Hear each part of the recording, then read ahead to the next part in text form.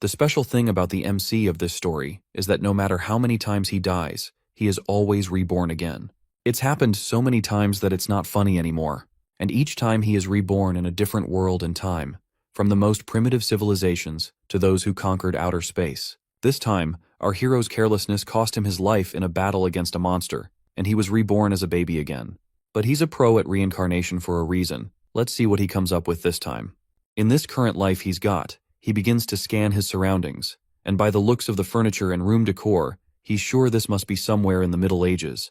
With the expertise he's built from his past lives, he can tell this isn't Earth, which makes him wonder if he's in a fantasy setting this time. Personally though, he's found the sci-fi worlds to be more comfortable.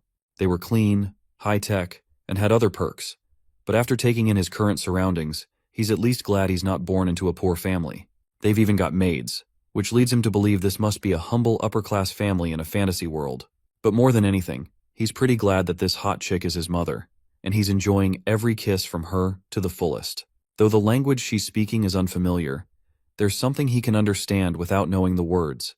The feeling of her holding him so tightly, out of fear of dropping him, and the warmth in her eyes tells him that he's gotten a loving mother in this life, which is a blessing in itself. You see, through his countless lives, he's met and gotten to know all kinds of mothers, but motherly love wasn't always given. Sadly, he's even been abandoned right after birth, and there was also a time he was exploited as child labor. But this time around, he has a good feeling that this life won't be as hard as many of the ones he's lived. That's when a maid comes in and insists on holding the prince as the lady might be exhausted. The mention of prince catches our boy off guard. He wasn't expecting to be reincarnated as royalty this time. Still, he can't quite figure out why his mother does not look so happy. He gets his answer soon enough when his mother reminds the maid that people might not consider this child a prince. Apparently, this lady, Rifana, had a humble background. She used to be a maid, just like the one before her, named Chenna. She tells Chenna to simply call her by her name, saying there's no need for formalities since no one else is around. Rifana believes the only reason they call this child a prince is because the king's blood flows in his veins. However, the truth is far from honorable.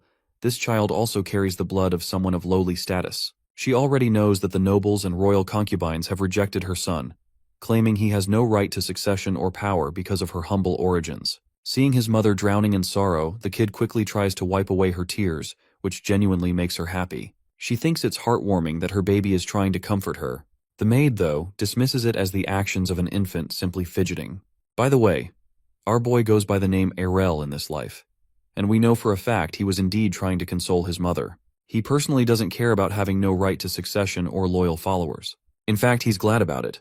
Being overshadowed means the powerful aristocrats won't give him a second glance, making him practically invisible to the rest of the royal family. This suits him perfectly. He's ready to live the life of a carefree prince with nothing to worry about, and his gut feeling tells him that this 101st life is going to be amazing. The main guy is feeling pretty good about himself because he's got both royal and commoner blood. To him, it's like hitting the jackpot since he just wants a simple life away from all the rich dude's drama. Lady Rifana and Chenna are keeping an eye on him. Rifana looks at him, thinks he seems so happy, and wishes she could keep him that way.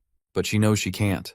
When Errol hears the word power, he wakes up from his dream and starts sucking his thumb. Errol starts thinking about his situation. In a world where everything is about family and rank, being a prince who can't inherit anything feels like being a pawn with no throne to fight for. He realizes he has no power, no backup, and no future. He figures people will just use him until they get rid of him.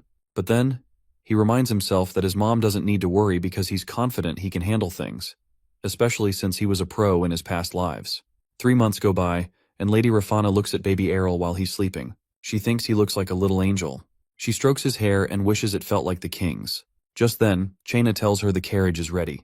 Rifana quickly kisses Errol's cheek and tells him to be good before she leaves. As the door shuts behind her, we see Errol wasn't really asleep. He was faking it. He laughs but quickly covers his mouth so Chenna doesn't come running in to check. Errol thinks it's tough work being this charming, especially as a baby with everyone watching him. He then sits up, ready to do something no baby should be able to do. Power up. He knows time is short, and he needs power to make his life easier. In every world, he knows one thing is always true. Strength is everything. If he's strong, nobody will mess with him. While cultivating, Errol starts thinking about all his past lives and how he didn't waste them. One of his biggest wins was creating a method that lets him train even as a baby, the origin creation Qigong technique. It's something his 30th reincarnation invented, and it's a total game changer. This method lets Errol work on both his natural chi and origin chi at the same time. The best part? Nobody can even tell he's training. Errol does some quick math and figures out he'll have 60 years worth of inner chi by the time he's 10 and 180 by 20 if he keeps this up. Once he gets past the early stages, he won't even need to focus so hard. He could train while chilling in Chaina's arms if he wanted. To speed things up, Errol uses his energy to stimulate his nerves, moving all the chi to his brain and frontal lobe. The heat from this process spreads through his body, making him sweat like crazy and feel sharp, unbearable pain. As the energy builds up, Errol feels like he's about to lose control. He screams but quickly stops himself. Chaina hears the noise and rushes into his room, but when she looks at him, Errol is lying still in his crib, pretending to sleep. She wonders if he needs a diaper change and leans in to sniff. Errol panics inside, knowing any touch from her might ruin all his hard work. But to his relief, Chaina smells nothing and mutters something about him having a bad dream before walking out. Once she's gone, Errol's body is like a mini furnace, with his energy leaking out everywhere. He struggles to keep it together, feeling like his body might not survive the strain. Nonetheless, he pushes through the pain, determined not to let anything or anyone control his life. Even if it means risking everything, Errol is set on using the origin creation Qigong technique to become powerful enough to live comfortably and on his own terms. Just as he steadies himself, another scream escapes him, loud enough for Chaina to hear outside his door. Chaina suddenly rushes into the room, thinking something terrible has happened. She finds Errol sweating buckets but still lying there, looking like he's peacefully sleeping. Deciding he might need some extra care, she runs off to prepare a bath with herbs. The moment she's gone, Errol jumps to his feet, happy because everything he's been working on is finally paying off. When Chaina returns, she carries him in her arms, and says good things to him for being such a strong little guy. Errol just smiles, feeling lucky she hasn't noticed anything unusual. Thanks to his mana concentration technique, his body is constantly absorbing energy even when he's just eating or sleeping. He feels thrilled knowing that in just 3 years, he'll be stronger than most adults. By the time he's 10, his power will be unmatched, and the thought makes him really happy. As Chaina holds him, she hears a strange noise from above, but gets distracted by Errol's cheerful expression. Meanwhile, Errol is already imagining the life ahead of him, powerful, respected, and living like a king. He can't wait for that future to arrive. It's been only 5 months since Errol was born, but thanks to his mana absorption technique, his physical strength and inner energy are leagues ahead of any baby his age. Crawling on the floor, he doesn't stop pushing himself, knowing he's on track to surpass everyone soon. Just as he's focused on his training, Lady Rafana walks in and carries him up off the carpet. She brings him a toy he wasn't expecting, and for a moment, his eyes are glued to it. Seeing her disappointment when he hesitates, Errol quickly starts playing with the toy, pretending to have a blast. Inside, though, he feels secondhand embarrassment for very obvious reasons. Still, Lady Rafana and Chaina laugh at how happy he looks, talking about how handsome and perfect he is. Errol secretly loves the praise but knows it's mostly thanks to his mother's good looks. Even so, he decides to embrace these moments of being the fun baby, knowing this time won't last forever. The baby protagonist suddenly shows them that he isn't happy, and Chaina can't figure out what he wants at first, but all he really wants is food. He starts to cry as he tries to make it obvious. Finally, Chaina guesses right and gives him some milk. While he is busy drinking, the adults start talking about money. They talk about how the funds for the house are running low since yesterday. Even though Errol needs proper food as a prince, there just isn't enough money. The mansion's budget has been cut hard this year, and even raising one child is becoming a struggle. This is quite odd for a royal family. Errol overheard the maids talk about this before. They say his mother, Lady Rafana, will have to eat less to save money for everyone else. If she doesn't, nobody will make it through the season. Errol can't believe it and thinks it has to be a joke. But his mother stays positive, saying it doesn't matter if she doesn't survive as long as others can. Hearing this makes Errol upset. How can they treat his mother like this? She isn't powerful or important in the eyes of the nobles, but she's still his mom. Even though she gave birth to a prince, neither of them have any real status or protection. He starts to understand why she is always going out in the carriage. She's been trying to meet the king, but it seems like she keeps failing. Errol thinks it's cruel. Even if the king doesn't care about her, she is still the mother of his child. How can he let others treat her so badly? He starts crying again because of this, and Chaina hands him over to Lady Rafana, and he calms down in her arms. Even as a baby, Errol wants to help his mom. He knows he can't do much, but he has to come up with something. Winter is coming, and things will only get worse with the cost of heating. In his baby bed, he puts his boss baby brains to work and starts thinking hard about what he can do to help. Then suddenly he gets an idea. As Errol stares at the charcoal in the fireplace, he suddenly remembers that charcoals are made out of carbon, and jewels like diamonds are made of carbon as well, and his brilliant mind sees a way to solve their money problem. If he can turn charcoal into a diamond, he could change everything. Even though he's dying to jump out of the crib and get started, he knows his tiny baby body isn't strong enough yet. Instead, he decides to use his mana to float himself out safely. Nobody else knows that charcoal could be this useful, but to Arl, it's like finding treasure. So he immediately pushes away his self-praise and gets to work while the rest of the house is asleep. Arl focuses his mana, combining it with heat to put pressure on the charcoal. He pours every ounce of energy into compressing it, repeating enchanting spells to keep himself going. The process is tough, and the pressure pushes Arl back, but he stays focused, refusing to give up. He keeps thinking about his mother's happiness when she sees what he's made. Just as he thinks about her, a sudden burst of energy causes soot to explode out of the chimney. Arl moves over to the fireplace, digging through the mess until he finally finds it, a sparkling diamond he created with his own power. The diamond's beauty leaves him speechless. Now, he just needs to figure out how to give it to his mother without making her suspicious. Feeling satisfied, he rests until morning. When Chaina greets him the next day, she's shocked to find Arl walking around outside his crib, covered in ash and soot. She picks him up, confused about how he managed to escape. She assumes he must have been playing all night, but the mess in the room makes her pause.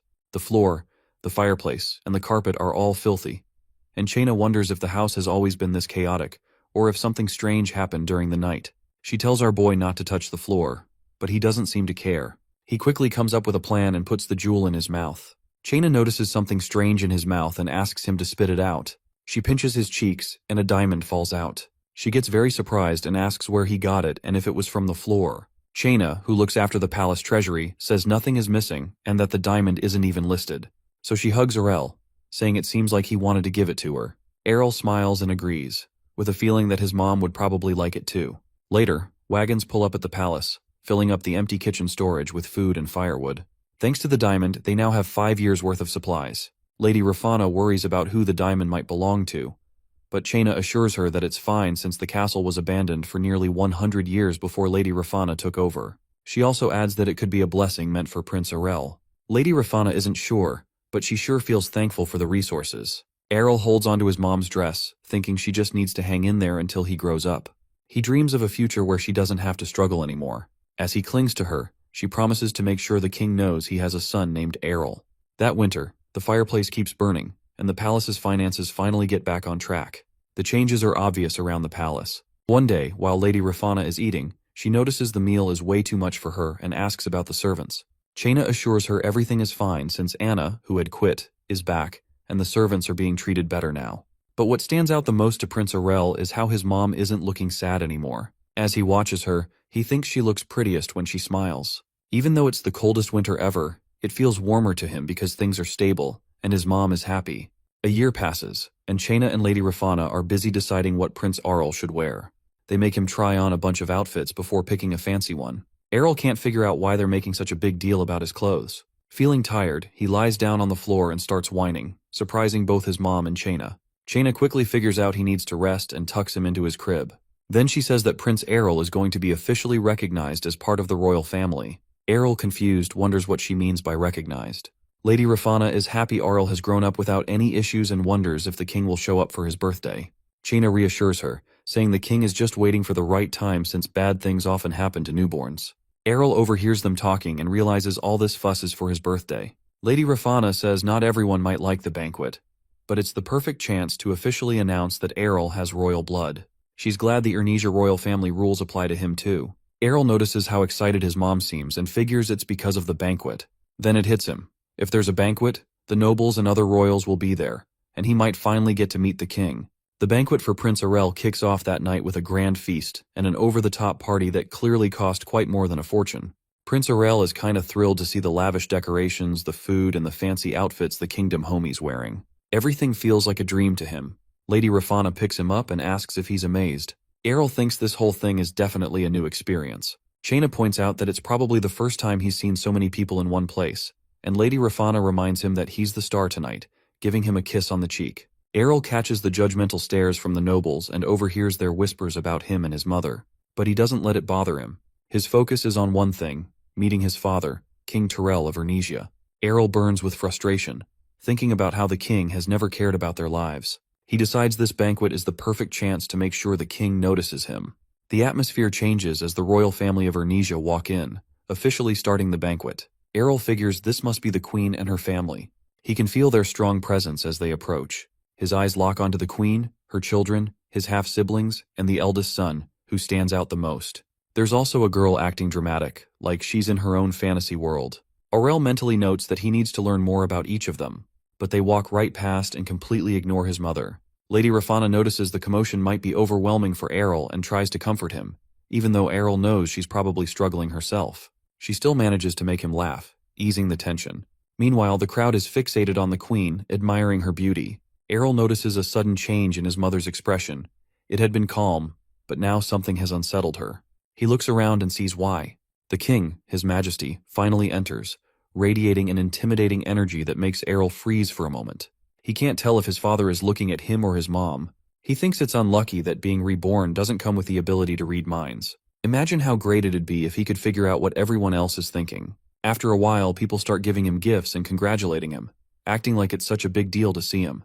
But when it's the imperial family's turn, their attitude toward him and his mom is clear. They don't hide their real feelings, and their behavior hits him hard. He wants to jump out of his mom's arms and properly go after that woman. How dare she treat him and his mom like they don't even matter? She clearly doesn't see them as people. Looking around, he realizes everyone here is just as fake and rotten. For a moment, he thinks about shouting and calling them all out, but he doesn't want to make his mom feel embarrassed. He decides to play along and act nice because that's what people expect. Hypocrisy is normal here, unfortunately. All he wants is to leave before he falls asleep in his mom's arms. Just as he's about to drift off, he notices a young girl nearby. She's probably one of the king's concubine's daughters. She seems too young for all this drama, but her presence stands out. Thankfully, some of the mistresses have already left. When the banquet finally ends, he and his mom sigh in relief at the same time. But the night isn't over yet. The queen herself approaches them. She makes it clear that getting near them isn't hard, thanks to her son, the heir to the throne, who is always close by. Errol can't tell if she's bragging about her son or just trying to rub it in. Either way, it's exactly the kind of thing he expects from her. The queen goes on to say how sweet Errol is and how much he resembles his mom, but Errol isn't buying it. He's sure she has something to do with their struggles. After all, someone has to be behind the drastic cuts to their castle's finances.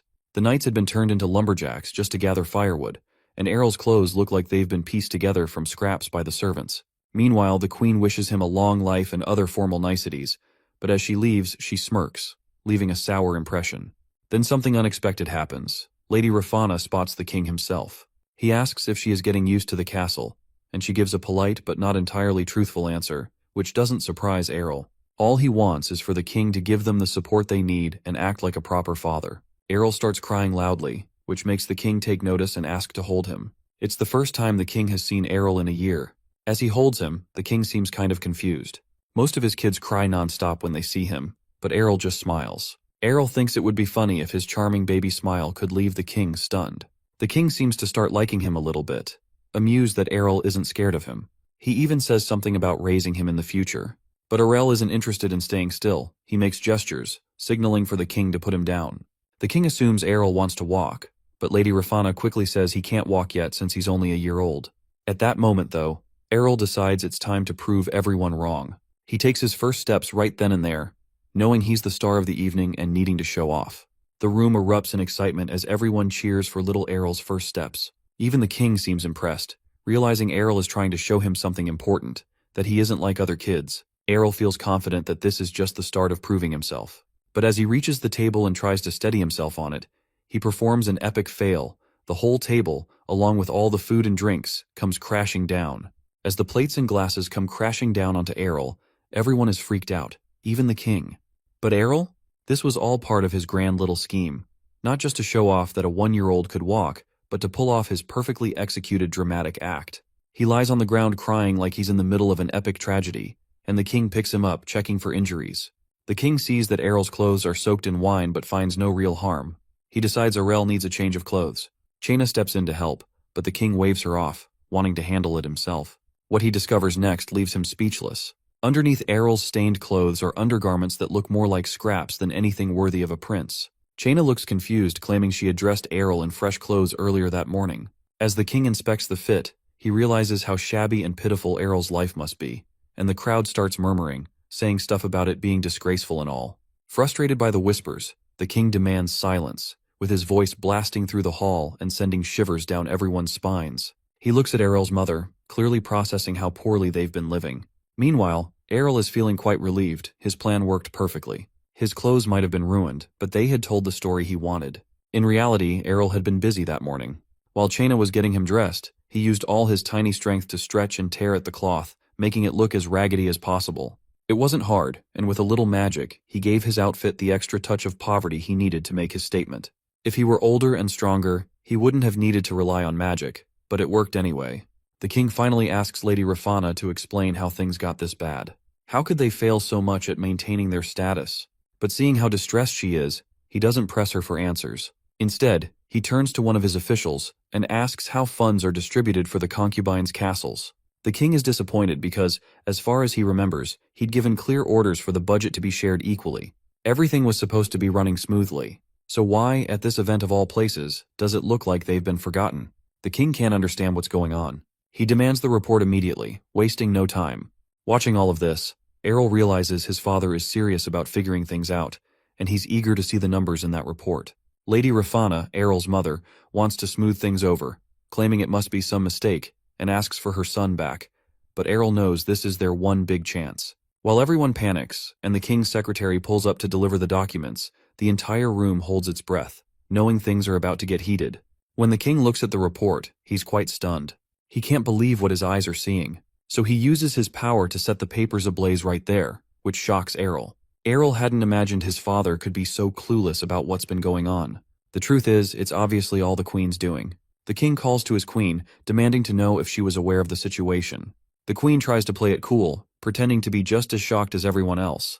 But the king ain't having it.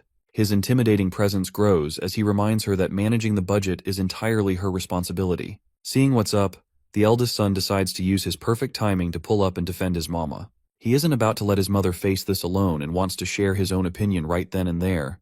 The prince tries to explain that this is some big old mix-up, because he's sure his mom wouldn't do something like this. But the king gets even angrier, saying it doesn't matter because a leader is always responsible for their team's mistakes.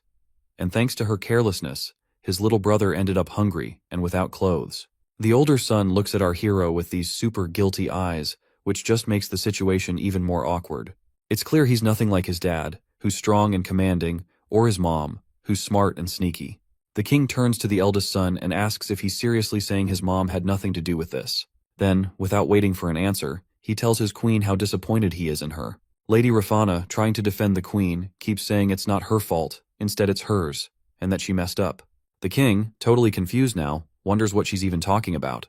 He tells her that just being the mother of his kid should be enough to prove her place in the family. She looks a little embarrassed, and the king gently touches her hand, reminding her to know her role and act accordingly. This whole scene really ticks off the queen and her son, and the king demands that they find out who's to blame and make sure this never happens again. The queen, clearly shaken, looks down at the floor and promises to handle it and make sure it won't happen again. The king gives her one final warning: mess up again, and she'll face punishment. The queen keeps apologizing, saying she'll find the guilty party and make them pay, but she still doesn't seem to get why he's this mad. She then insists she has no idea how this happened, not knowing how to explain herself to Lady Rafana, who is also really stressed out. But the hero sees right through the queen. While his mom tries to say there's no mistake and defends the queen, our protagonist can't figure out why his mom is protecting the one person who probably knows every little detail about what went down. The queen promises this won't happen again, but only our hero realizes that at least she could pretend to look guilty. Instead, she just scares everyone with her power. With that, the hero's birthday ends, and somehow the financial mess is fixed. Later on, it's announced that the queen didn't even have a hand in sorting it out. The culprit is quickly found, a family of low-ranking nobles. They're blamed for everything and, without much fuss, executed on the spot with a guillotine. The palace servants gossip about how the aristocrats even confessed to the crime, but no one can figure out where they'd spend such a massive amount of money. Everyone seems relieved the issue is resolved, except for our baby boy. He can tell the real mastermind has gotten away scot-free. The case is closed, but to the hero, it's totally unfair. He makes up his mind, when he grows up, he'll teach everyone a lesson. But for now, being a baby with a small body means his main focus is food, so his only response is to cry. Soon he's being spoon-fed and feels pretty happy with his current situation. Still, he knows he needs to work on his body since he's going to be stuck as a baby for a while. But after thinking it over, he realizes all he really has to do is eat and play. Once his belly is full, he decides it's nap time. Sometime later, he wakes up to the sound of a carriage pulling up to the house. He flies to the window to check it out while his babysitter snoozes. He sees a group of people step out, and soon after, 3 of them enter his room. His mom, an adult, and a child. The hero suddenly remembers the babysitter. If she wakes up, his powers will be exposed, so he flies back to her and starts pinching her cheeks to wake her up. The adults immediately walk in just in time to see this, and his mom immediately yells at him to stop tormenting the poor nanny. The nanny notices another mistress has arrived and greets her right away. Our hero spots the newcomer too. The newly arrived mistress quickly says there's no need to apologize because she didn't warn anyone about her visit. Our hero realizes this is Phenelia, another concubine. Everyone starts saying how they would have welcomed her properly if they knew she was coming.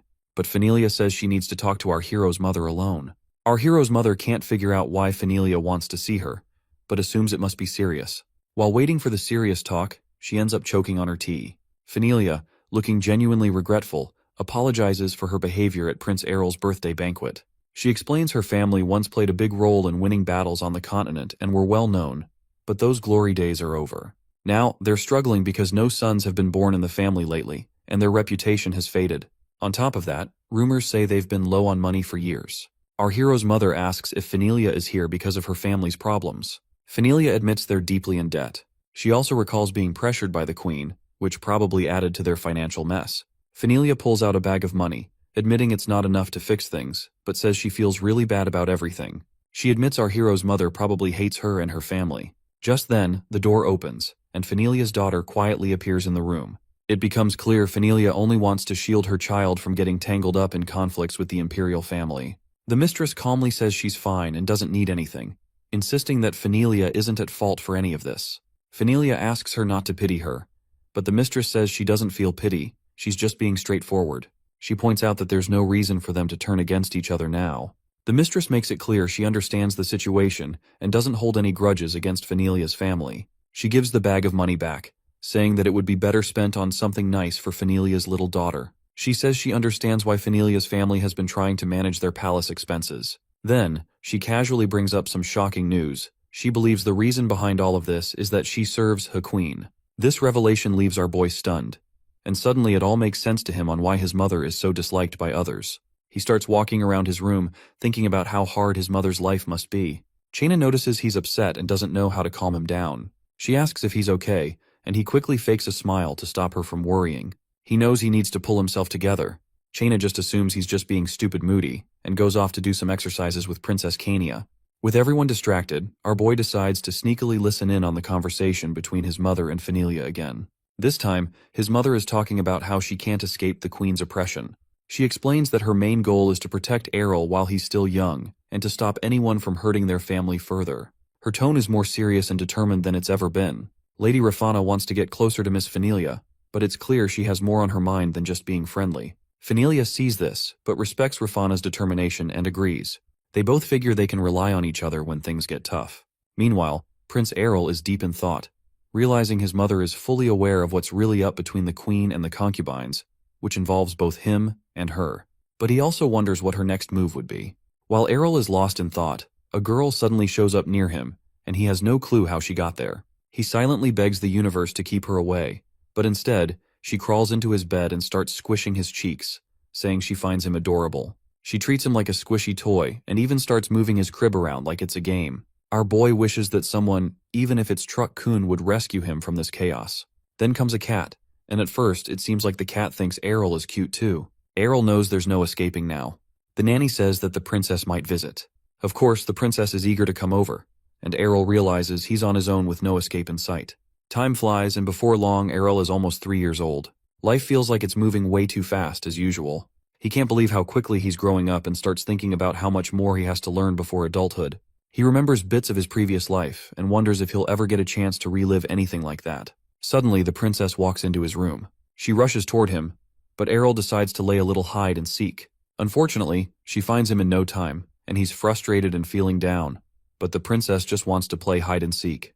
Before Errol could refuse, she's already running off to find a bigger spot to play.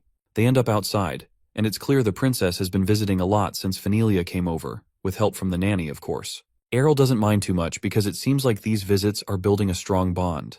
Even though Errol is still small, Kania believes he's already someone who can be looked after. But she also says that when Errol grows up, it'll be his turn to take care of her instead. The princess makes Errol promise he'll come as soon as possible, but the little prince can't figure out why she's so fixated on him. Before he can think too much about it, Kania says that she adores him. She says playing with him is way more fun than with the others. He's clearly the best choice. Errol laughs, thinking she'll probably regret saying that when she gets older. Kania carries him up immediately, saying it's time to play, and insists on carrying him to their spot. The problem is, Errol feels like he's about to suffocate from her overly enthusiastic help. He silently begs for rescue, and just then, a maid steps in, saying that Errol must be uncomfortable being carried like that. She scolds Kania, saying that even as a princess, she shouldn't carry heavy things yet since she's still a child herself. Errol feels real relief he's finally saved. Although Kania isn't happy at all. She shouts that she wants to play. The maid says she should try drawing or listening to something classical instead, but Kania is sick of all that boring stuff. She says she wants to swing a sword, just like her brother Kyle. Errol notices her practicing with a stick and quickly realizes her balance is way off.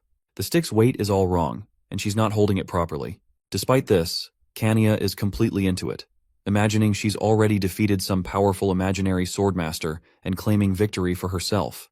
The maid tries to explain why Kania isn't allowed to practice like Kyle and Lennon. This really upsets the princess, who can't understand why they're allowed but not her. The maid tells her that it isn't proper for a princess to dirty her hands, reminding Kania that she's supposed to be elegant and ladylike. Kania isn't listening, some Mulan vibes. She's already snatched up the maid's sword, and before the maid could stop her, she's talking excitedly about swordsmanship. The maid panics and chases after her, begging her to hand over the sword, or at least just take the sheath instead. Errol stands nearby, and he finds himself liking Kania more and more now. As time goes by, Prince Errol turns 5. He's out in the fields of his land, looking all royal and bold, pretending to race on his mighty steed. But let's not get carried away. He's just rocking back and forth on a toy horse, having the time of his life. Chaina, his maid companion / horse trainer, says he should try riding a real horse, but Errol waves it off, saying it's too risky. Chaina tries to hype him up, telling him a prince his age should be into stuff like riding horses and swinging swords. But Errol is like, nah, princes don't have to do all that. This leaves Chaina feeling bummed because he's not exactly oozing ambition. Here's the catch, Errol's no ordinary kid. This is his 101st life. Yep, the guy's been through the ringer more times than he can count. Over all those lifetimes he's figured out one harsh truth. Being too good at anything only brings trouble. Every time he's been a pro at something like sword fighting or magic, it's drawn all the wrong people, either wanting to use him or take him down. So now, he's all about staying low-key and enjoying the perks of being a prince without breaking a sweat. Back at the castle, Errol tells Chaina he needs some alone time, and she agrees, though she's not thrilled about it. Once she's gone, he shuts the door, kicks back, and just lies there doing nothing. Later, they end up in a bit of a pickle. Chaina's frustrated, asking why he hates studying so much, pointing out that a 5-year-old prince should be eager to learn and grow. But Errol's totally not interested, don't care about the world, and definitely not into cramming knowledge. Chaina sighs, half joking that he sounds like someone who's lived 100 lifetimes. Before she can go on, Errol cuts her off and assures her it's not her fault he's like this. Deep down, he decides it's time to just enjoy life for once. YOLO vibes? Not for Errol. It only took him 100 lives to figure out how to kick back and take it easy. Maybe he's just a chill guy, who knows?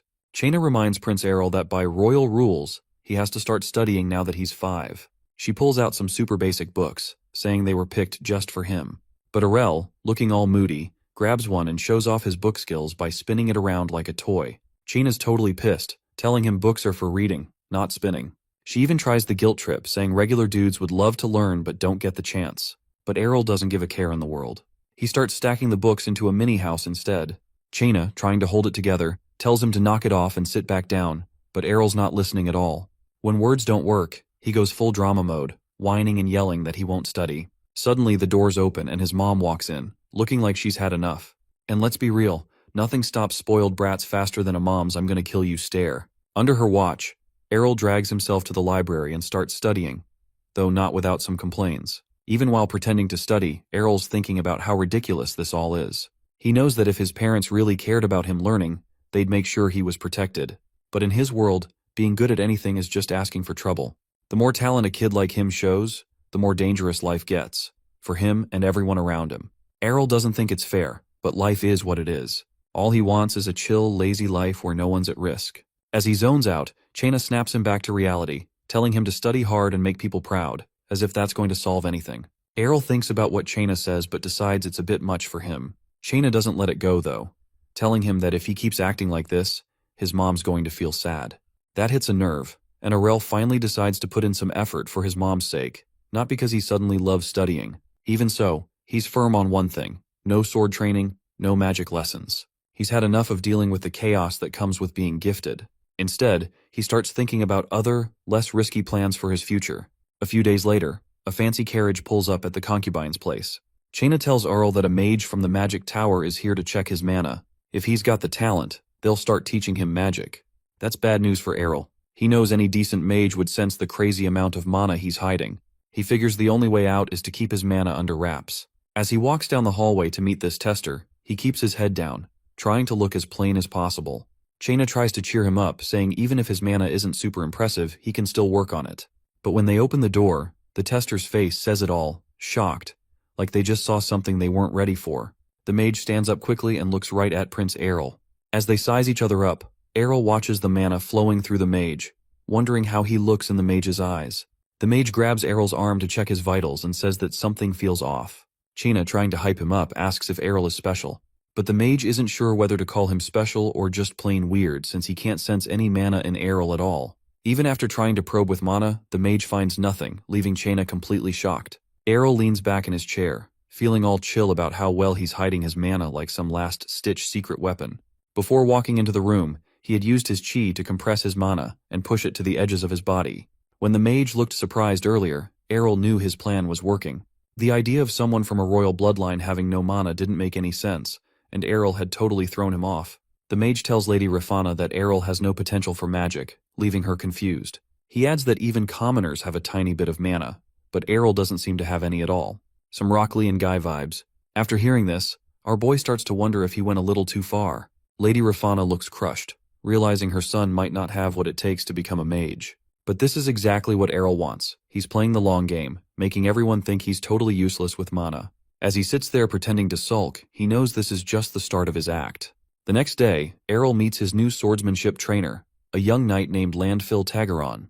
Errol takes one look at him and silently judges him as boring and weak, not even close to his level. In his past life, Errol had fought monsters and survived brutal battles, so this guy doesn't impress him. Still, Errol decides to play along, agreeing to train and encouraging both of them to grow stronger together, even if he's not expecting much. Errol secretly thinks this whole training thing is more for Landfill's sake than his own. He's definitely not interested in doing anything too hard.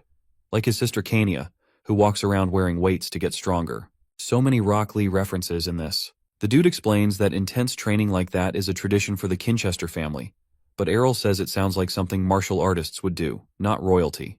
When Errol asks about the plan, the swordsman dude explains that swordsmanship isn't just about strength, it's also about balance and flexibility. To prove his point about flexibility, Landfill flexes on them kids, showing off some fancy sword moves and suggests starting with simple exercises, like balancing on logs. Errol immediately complains about being scared of falling, even though the logs are barely off the ground, but Landfill assures him that even if he does caplunk, it won't hurt. Errol then asks what he's supposed to do since he's afraid of heights. Next, they move on to flexibility training. Landfill assumes Errol would have no problem since he's still a kid, but Errol shocks him by struggling to even touch his toes. The swordsman dude doesn't give up. He decides it's time to practice with wooden swords. He explains how to use centrifugal force to swing properly. Errol gives it a try, but his grip is so bad the sword goes flying. Landfill looks stunned as Errol completely messes up the exercise. Errol, pretending to be crushed, tells Landfill he's hopeless at swordsmanship. But Landfill encourages him, saying it's only his first try and he'll get better with practice. Handing him another sword, they continue the session. The whole time, Errol is very aware of someone watching him. His clumsy performance is all part of his plan to spread rumors about how bad he is, making sure word gets around the city. Rumors are flying among the nobles that Prince Errol is even worse off than commoners when it comes to mana. People are saying he's failed at every kind of training, and he's so clumsy he could trip over nothing. While some find it hilarious, it's not doing Errol any favors. At the concubine's castle, Errol is chilling with cookies and orange juice. Kind of a surprising combo for medieval times, when he hears about a new private tutor coming to teach him. The gossip about him being useless has scared off most tutors, so Errol's curious about who's brave, or crazy, enough to take the job. He looks out the window just in time to see the tutor stepping out of a carriage. A few minutes later, he finds out the guy's name is Gamel Pernia. The vibe in the room immediately gets awkward, with Gamel stuck teaching someone everyone thinks is hopeless, and Errol already bored out of his mind. Errol sighs and figures they might as well start with literature, focusing on foreign and common languages. Gamel piles up books in front of him and says basic grammar should only take a day to learn. But since Arel's reputation is so bad, Gamel gives him a few days instead, acting like it's no big deal if he can't get it right. This annoys Arel, so he promises to give it his best shot. Gamel keeps talking, saying bad grades don't always mean someone isn't trying. Sometimes, it's just how the brain works. He basically says it's not Arel's fault, but the backhanded compliment feels worse than outright criticism.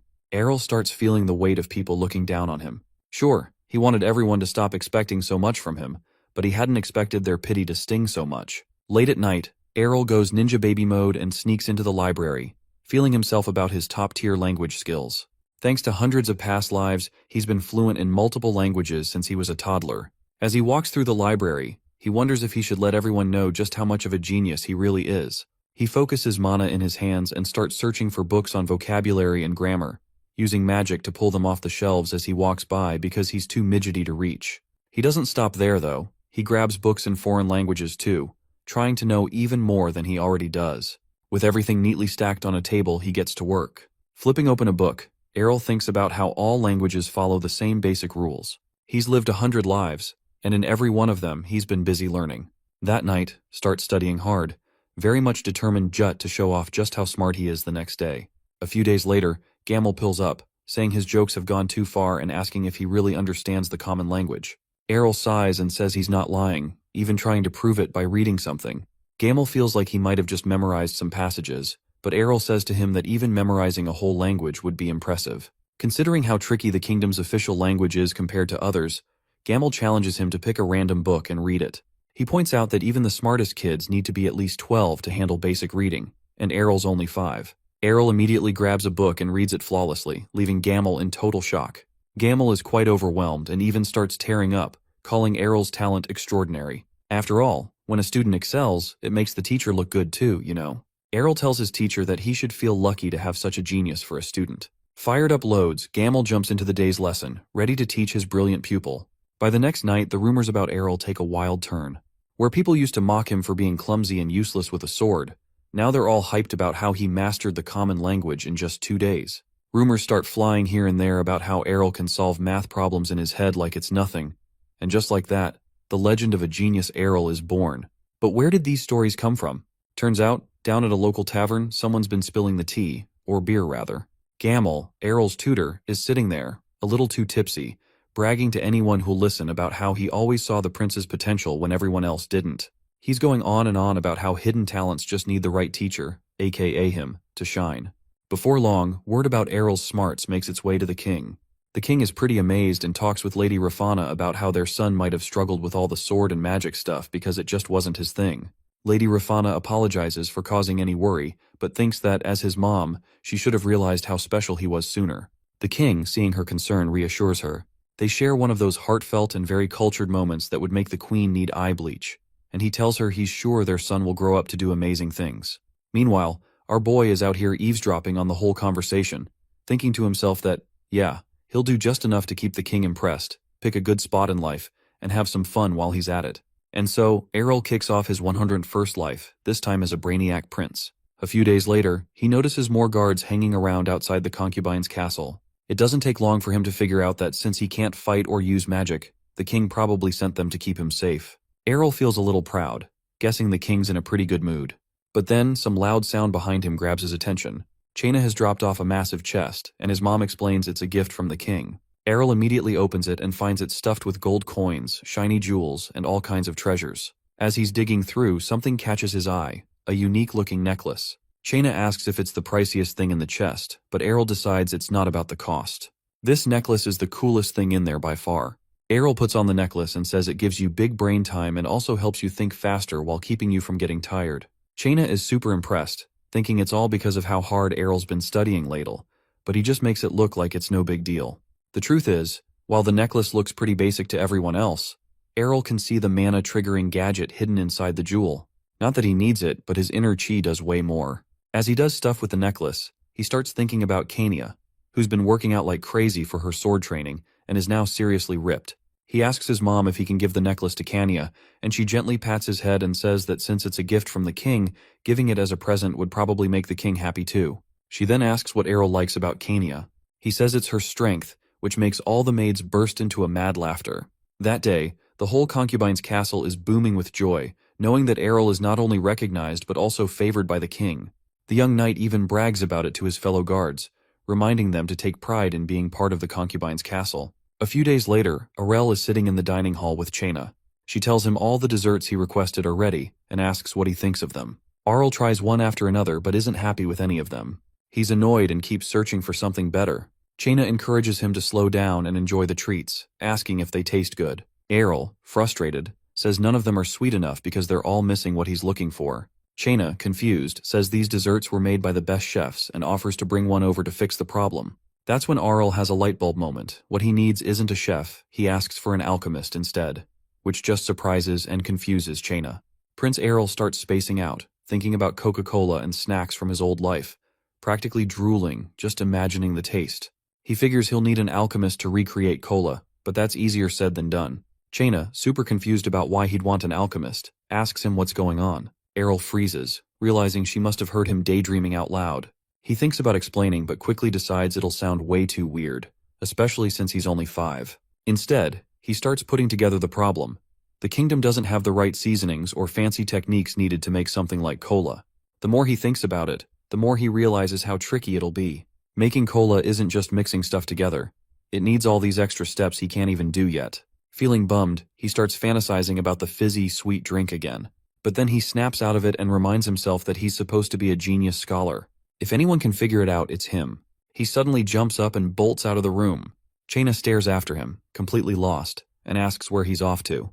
He yells back that he's going to study, leaving her scratching her head, wondering if she even heard him right. Errol, meanwhile, is sprinting through the castle, laser-focused on one thing: chemistry. He knows cooking and chemistry go hand in hand, so he's convinced alchemy is the key to cracking the cola code, no matter how tough it'll be. Fast forward 3 years.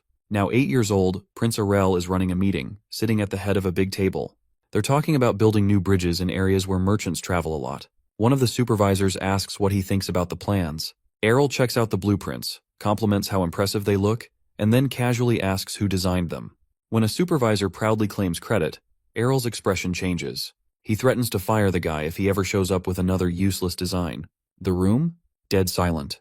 Prince Errol points out a few problems in the bridge design, saying that while it might work for now, it'll be a disaster when snow piles up in the winter. The weight would crush the wooden parts underneath because the designers cared more about making it look fancy than keeping it safe. Our boy makes it clear that while the kingdom should look impressive, safety has to come first. He demands they redo the design and then moves on to the next blueprint. With his crazy amount of knowledge, Errol's workload is kind of shooting through the roof. The so-called experts in the room can't hold a candle to him, but they've decided to trust this 8-year-old genius anyway. Our boy feels a little bad for them, but he knows he's got no choice. He has to keep proving himself. After the meeting, as Errol heads out, a new maid spots him and calls him by his latest nickname, the Young Grey Sage. He's instantly horrified and thinks it's the cheesiest thing ever. Realizing the maid must be new, he tells her not to use that nickname again because he can't stand it. She promises to remember, but as he walks off, she almost messes up and says it again. Errol, now extra annoyed, silently swears that nickname is the lamest thing he's ever heard. As his carriage moves off, Lady Rafana looks out the window and asks Chaina if Errol is heading somewhere important. Chaina tells her that he's going to see the king, which makes her wonder what they'll talk about. Chaina hesitates, almost saying that Errol is interested in learning alchemy. Meanwhile, up in the carriage, our boy is busy imagining how the king might react when he drops his alchemy request out of nowhere. Even though his audience request was approved right away, Errol figures the king must trust him now, especially since he's been handling so many responsibilities like a pro. Prince Errol stares out the window, trying to shake off the nerves. Even after living through 100 lives, the king's aura still feels overwhelming. He keeps reminding himself to stay calm and not mess up when it's time to talk. When the king asks why he wants to learn alchemy, Errol explains it's because he wants to help the kingdom and the king more. Since he's no good with swords or magic, all he can do is gain knowledge and put it to use. The king listens carefully, impressed by how thoughtful Errol is, and agrees to his request. He promises to connect Errol with some reliable alchemists, and even asks if there's anything else he needs. Errol politely says he'll ask later if something comes up. As the king smiles warmly, Errol feels pretty chill, knowing his plan worked perfectly. Word spreads fast, and soon all the best alchemists in the kingdom show up, eager to prove themselves and maybe earn some recognition. It's no surprise when Demon Ranchette gets picked. He's known for creating these crazy reflective mirrors that bounce sunlight super far, which he installed on the western fortress to keep invaders away. A few days later, Errol meets Demon in the garden of the concubine's castle. Demon casually compliments the beauty of the garden, but Errol is more focused on him. Based on his legendary reputation, Errol expected some old, wise-looking alchemist, but Demon turns out to look surprisingly young. Noticing the confusion, Demon explains that his hair turned white years ago after a little accident with toxic fumes. Our boy realizes that Demon almost lost his life while learning. Demon, staying calm, warns Errol to be ready for the risks. If anything happens to our boy during experiments, Demon for sure knows he'll be held responsible, maybe even with his own life, or worse. Demon explains that alchemy is way harder and more dangerous than Errol probably thinks. He even points out how young Errol is, but before he can finish, our boy cuts him off. He tells him that he knows what he's getting into. Alchemy isn't magic, it's science, and he's not chasing silly dreams like turning rocks into marshmallows, or going miracle mode by turning into wine. What he really wants is practical tech, methods to clean iron ores and create stronger metals for the kingdom. Demon is blown away by Errol's ambition and sharp thinking. He feels this kid is destined to lead the kingdom of Ernesia someday. After being inspired by Errol's speech, he kneels before our boy, telling him that although his skills are lacking, he'll teach him everything that he knows. A few days pass since alchemy class kicks off, and Prince Errol is deep in his studies when Demon suddenly asks if he's done this alchemy stuff before. Errol gets caught off guard, thinking maybe he's been showing off too much, but he quickly changes the subject, saying he just read about it in a book. Demon seems cool with that and even says Errol matches the rumors he's heard. Errol feels relief because of his genius scholar act is working. The two of them end up grinding all day, every day, from sunrise to sunset. As they dig into their research, Errol figures out that you can harden iron by throwing in some eggshells or bone ash. He shares this discovery with Demon, and they keep making progress. Later on, Errol learns how to extract lead and other stuff. He also notices that, aside from some special metals and medicines in this world, everything else is pretty much the same as what he remembers from his past lives. He talks about how lucky it is that the rules haven't changed. Demon hears him and asks what he meant, but Errol tells him that he was just talking to himself. With everything going according to plan, Errol sends a letter to the king asking for more alchemists. The king doesn't waste time and agrees, telling his men to gather the best alchemists in the kingdom. But there's a teensy tiny problem. One of the king's advisors kinda hesitates, cause he's worrying about complaints over the budget, but the king shuts that off immediately. He trusts Errol's work will be worth it and good for the kingdom. Meanwhile, back in the kingdom, Errol says he's going to create a carbonated drink, a soda. The alchemists are surprised and ask if he's seriously planning to make food. Our boy happily says that's exactly what he's doing. He starts explaining some basics, but before he could get too far, the alchemists start feeling disappointed. They came here hoping to achieve big things and bring honor to their families, only to end up making snacks. One alchemist even complains about giving up his cushy, huge professor job at the Alchemy Academy just to get turned into chef's apprentice. To calm them down, our boy promises they'll be well paid no matter how things turn out. That does the trick, and the alchemists start tossing around ideas. First, they figure they need carbonated water, which naturally exists in some parts of the kingdom and can be brought in pretty fast. Our boy notices these guys aren't exactly driven by passion. They're just happy as long as they get paid or earn some fame. Still, he knows they'll be useful for speeding up his research. A few days later, wagons loaded with barrels of carbonated water roll in from all over. This makes our boy very happy, and Demon pops open one of the barrels, but the nasty smell makes him cringe as he asks if they're really supposed to drink this. Errol tells him they need to test if it's drinkable, but after checking the first barrel, he almost gags and decides it's a no-go. The water's an epic fail. He checks the other barrels and yup, they're all terrible. But our boy doesn't lose his cool. He tells everyone they'll have to make artificial carbonated water instead, causing a buzz among the alchemist homies. He hands out papers with some theories, saying that they could crack the problem if they dig into these clues. Seeing how serious this is, Errol reassures them, saying they're the best alchemists around and will figure it out in no time. When he turns to Demon for some backup, his response doesn't exactly scream enthusiasm. These alchemists really are the top-tier brains in Ernesia. Feeling good about things, Errol leaves the room, telling them that messing around with theories and testing stuff should be their happy place, so he won't hover around. Still, he wonders if they can pull this off in just a week, but figures the challenge will only make them work faster. A few days later, Errol is really excited as he tells the alchemists this carbonated water will bring energy to the kingdom and also summon in piles of cash. The alchemists aren't so sure, secretly wondering if it's all dumb hype. But Errol's very surprised when he sees they've already managed to make artificial carbonated water. Our boy grabs a container and is ready to taste it himself. Demon and the others are curious if this stuff will really catch on. The water has a strong kick but no flavor, so they're skeptical. Errol quickly clears it up, explaining it's not meant to be drunk plain, they'll mix it with fruit juice or alcohol. His original dream was to recreate cola, but since he couldn't get the cola fruit, this fizzy alternative would have to do the job like a substitute teacher. To start, Errol squeezes up some lemon juice into the fizzy water and takes a little sip. The taste hits just right, like Goldilocks and the Bear's kinda right, making it completely perfect with so much excitement. He passes it around, and as expected, the alchemists love it too. The sour lemon flavor mixed with the bubbly fizz is a total hit, leaving everyone wanting even more. And just like that, our boy's carbonated soda is born. Word of the drink spreads like wildfire, turning it into such a luxury that the people can't get enough of, even outside the borders of Ernesia. Lord Dement, the Earl of the Northern Territories, can't wrap his head around this soda thing Prince Errol has created. He has to double-check with his servant, who confirms it's all thanks to Errol's lead. The drink has turned into a super fancy luxury item and is making bank for the Ernesia kingdom. There are even wild rumors about carriages stuffed with gold showing up at the concubine's palace every single day. Kicking himself for brushing Errol off on his first birthday and thinking the prince is useless, Lord Dement is full of regret. If only he had backed Errol back then, he could have had a piece of the action. Swearing to never miss out again, he vows to keep a closer eye on things. Fast forward 2 years, and over at the concubine's castle, 16-year-old Princess Kania is showing off her sword moves. After finishing her routine, she nervously asks 10-year-old Prince Errol for his thoughts. Errol, pausing for a moment, tells her she looks super cool and impressive. Her escort pops up too, saying her swordsmanship is flawless. Errol agrees, thinking she's way more skilled than any boy his age. Kanya gets really happy, jumping around and thanking them for their kind words.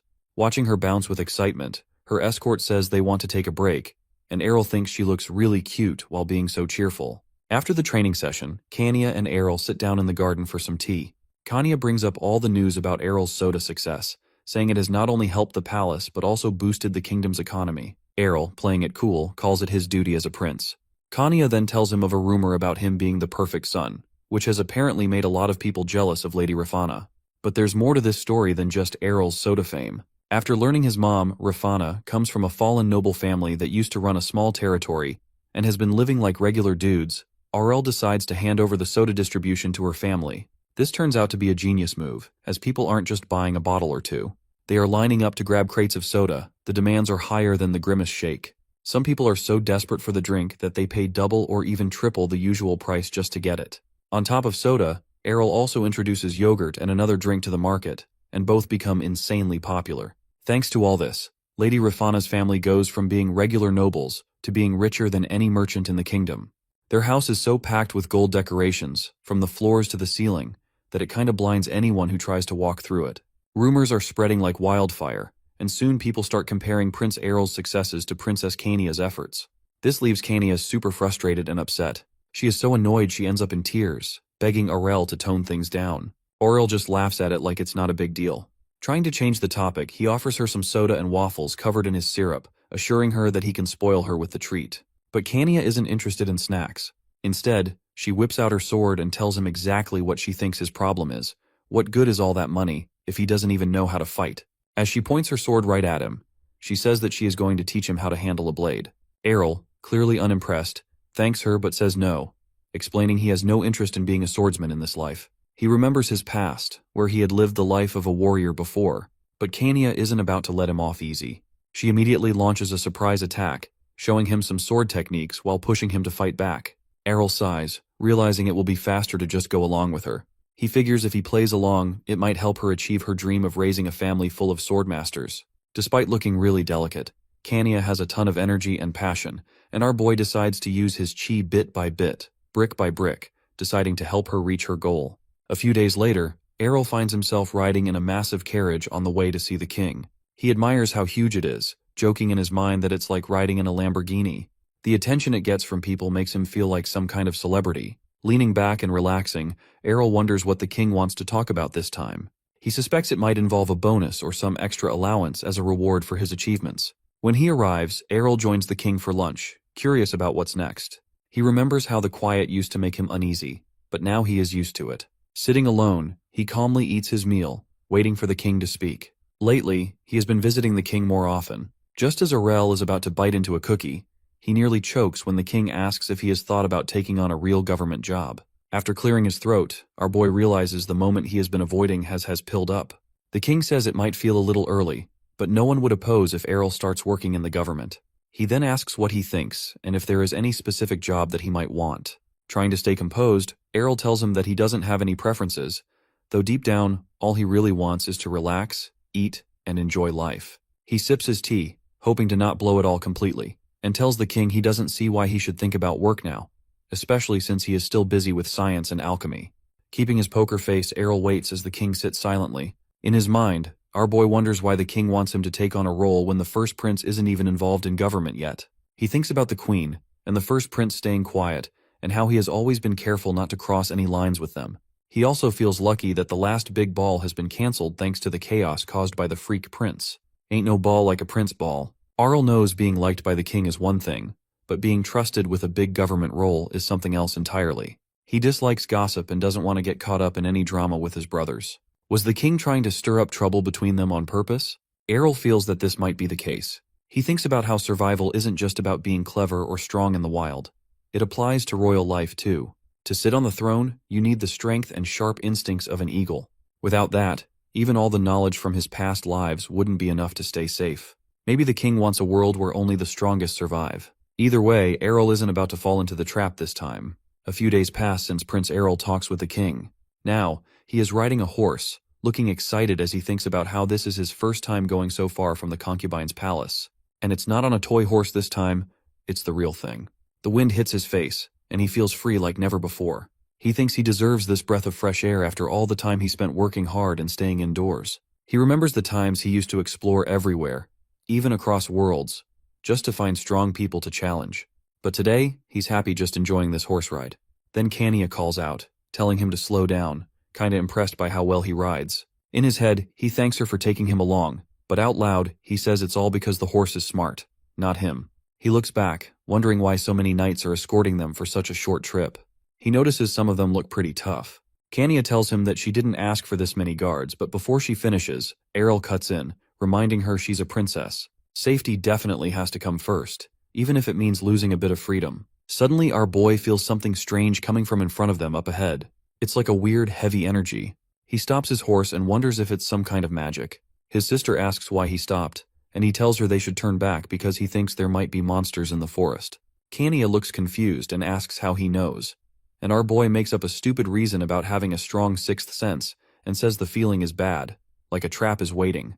Kania doesn't believe him, of course, and immediately charges toward the strange energy. Shocked, Errol yells for the knights to make sure she comes back safely. One of the knights awkwardly admits they are actually on the right path. Turns out just beyond the forest is the princess's training ground.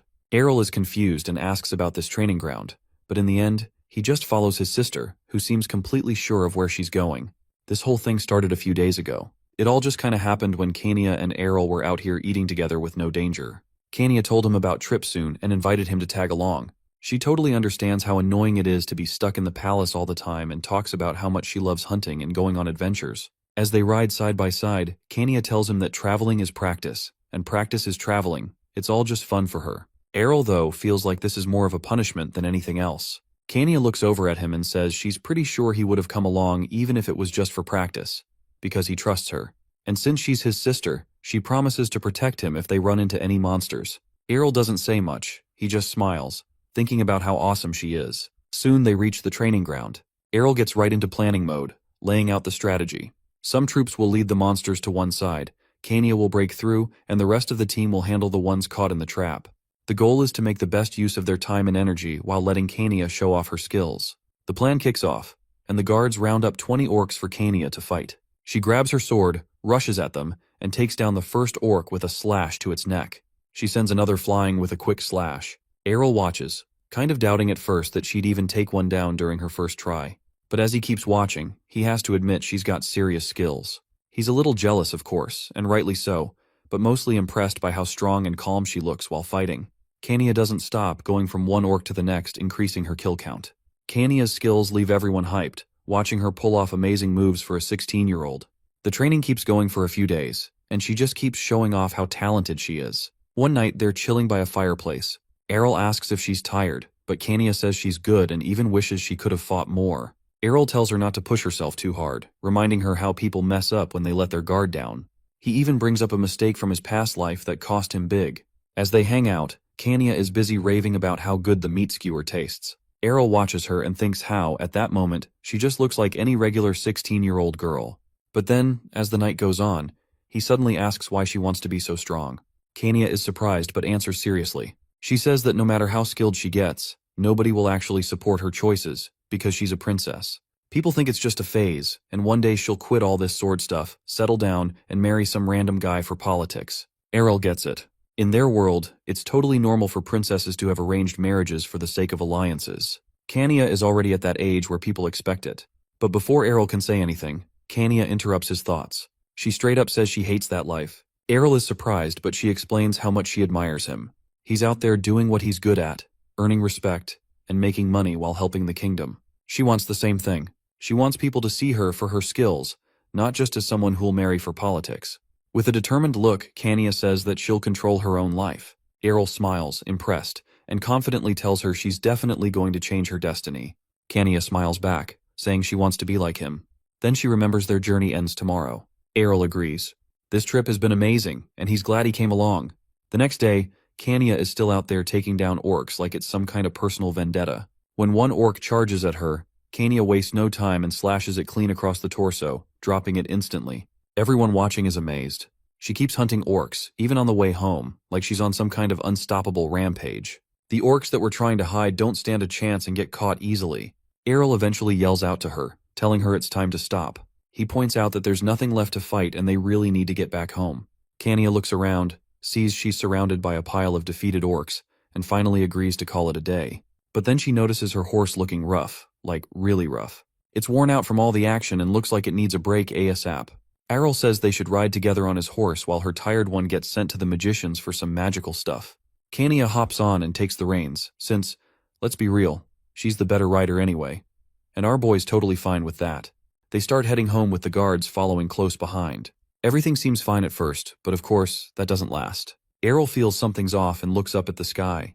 Kania asks him what's wrong, but he can't explain it, just has a bad feeling. He focuses his chi to try and figure out what's up. Then he spots it, a wyvern. Errol freaks out and quickly grabs the horse, telling Kania to hang on tight. He's ready to make a run for it. Turning to the guards behind them, he shouts, warning them about the wyvern, and tells them to get into the woods for safety. The guards can't believe it and think it's nonsense. They picked this spot because the local lord, who loves hunting wyverns, swore there were none around. Then things go south fast. Someone raises the alarm, and just like that, a massive wyvern dives down, snatches a guard like a toy, and flies off with him. Everyone loses it. People are yelling and running everywhere, completely shocked to see the very monster they thought didn't exist here. Prince Errol keeps it together and takes charge, while Princess Kania looks back nervously to see what's going on. That's when it hits her. There isn't just one wyvern. There's a whole flock of them. Errol sees it too and is super confused. Wyverns usually prefer to be loners, but now they're acting like some organized death squad. These creatures aren't just hunting, they're wiping everyone out for the fun of it. What really throws him off is that they're using crazy magic like acid breath, making them even more dangerous. Behind Errol and Kania, the scene is pure chaos. The ground looks like a battlefield where Hope went to die. Kania stares at the guards getting wiped out, but Errol tells her to focus and hold on to him tighter. Right then, one of the wyverns locks onto them and starts chasing, charging up its acid breath to unleash on them. Out of nowhere, a mage steps up and saves the day, blasting the wyvern's attack away with a fireball. The group of magicians at the back jump in to cover Errol and Kania, throwing spells left and right to clear a path. But Errol knows the truth. They can't just keep running forever. This fight isn't over yet. Wyverns are tough to crack unless you've got some real magical skills. Anything below class 4 might as well just be throwing rocks at them. The magicians are giving it their all, but it's clear that they're about to hit their limit. With 2 wyverns closing in fast, our boy doesn't waste time. He converts his mana into a deadly projectile, call it a spirit bullet or Ganjidong sniper, and nails one wyvern right in the head. Then he takes out the other, no sweat, and lets the mages bask in the glory like they did all the work. But out of nowhere, a wyvern crashes down in front of them, cutting off their escape route. Just as things are about to get ugly, Kania calls out for her mom in a pure panic mode. Her personal guard shows up with Superman's timing, slicing the wyvern clean in half with one swing of her sword. The guard doesn't stick around to celebrate, though. She tells our boy and his sis to make a run for it to the woods for safety. Errol feels relief and is impressed by her skills, hoping she might buy them some breathing room. But before he could even relax, he hears a strange voice in his head, almost taunting him. Errol looks around fast, trying to figure out where that creepy vibe is coming from. Then a dark-robed man steps into view, holding some weird stick and laughing like he's auditioning for Evil Villain of the Year. Errol's instincts scream trouble. Well, obviously, just as he tries to size the guy up, the mage skips introductions and starts summoning magic like it's about to go down. This catches our boy off guard as he expected an answer, and not for him to whip out the 9 and start blasting. The dark mage launches his attack, but Errol is quick, dodging and shielding Kania. Sadly, the guards behind them aren't so lucky. Once the magic stops, Errol looks back and sees the guards down, with smoke still rising from their lifeless bodies. The dark mage comments on how Kania dodged the attack, sounding surprised. Errol is taken aback when he realizes the mage knows her name and starts to wonder if she's been the real target all along. With a creepy laugh, the dark mage makes fun of them, saying they were just entertainment for him. He raises his staff, getting ready to cast another spell, and claims they can't escape. Our boy can sense dark energy coming from the staff. Both Kania and Errol feel uneasy. Kania looks around and notices something strange happening to the fallen bodies. One of the guards yells that they're moving, and even the wyvern is starting to twitch. Errol realizes they're up against the undead. The dark mage orders the undead to take out Kania and show the royal family the power of the dark church. But then he pauses, sensing something's wrong, though he can't tell what. Errol won't just stand there while his sister is in danger.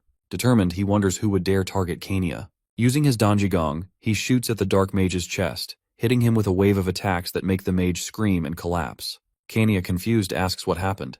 Errol explains that the mage probably overloaded himself with magic, causing a backlash. Even though the dark mage is down, the spell on the undead is still active. The guards urge Errol and Kania to run, promising to take care of the undead. Before they leave, Errol tells the guards he trusts them to finish the fight. As night falls, they flee into the forest and find shelter under a cliff, setting up camp. Kania is still worried, but Errol reassures her that the undead will be gone soon now that the dark mage is defeated. Errol tells Kania not to worry, saying the guards are on their way and everything will be fine. As he tries to start a fire, Kania asks how he learned to do that, since he's always busy at the castle. Errol gets a bit nervous and explains it's all about rubbing 2 flammable things together to create heat. If Kania hadn't been watching him so closely, Errol would have just used his mana to create heat and avoid the hassle of using his hands. After a bit of struggling, he finally gets the fire fired up. Kania wonders if maybe she should have skipped the training, but our boy tells her that it wasn't her fault, just an unexpected mess. She then asks if he was scared during the whole thing. Realizing he's been acting way too serious, our boy decides to be more honest. He admits they're royal representatives and have to hide their fear, even though the wyverns were pretty terrifying.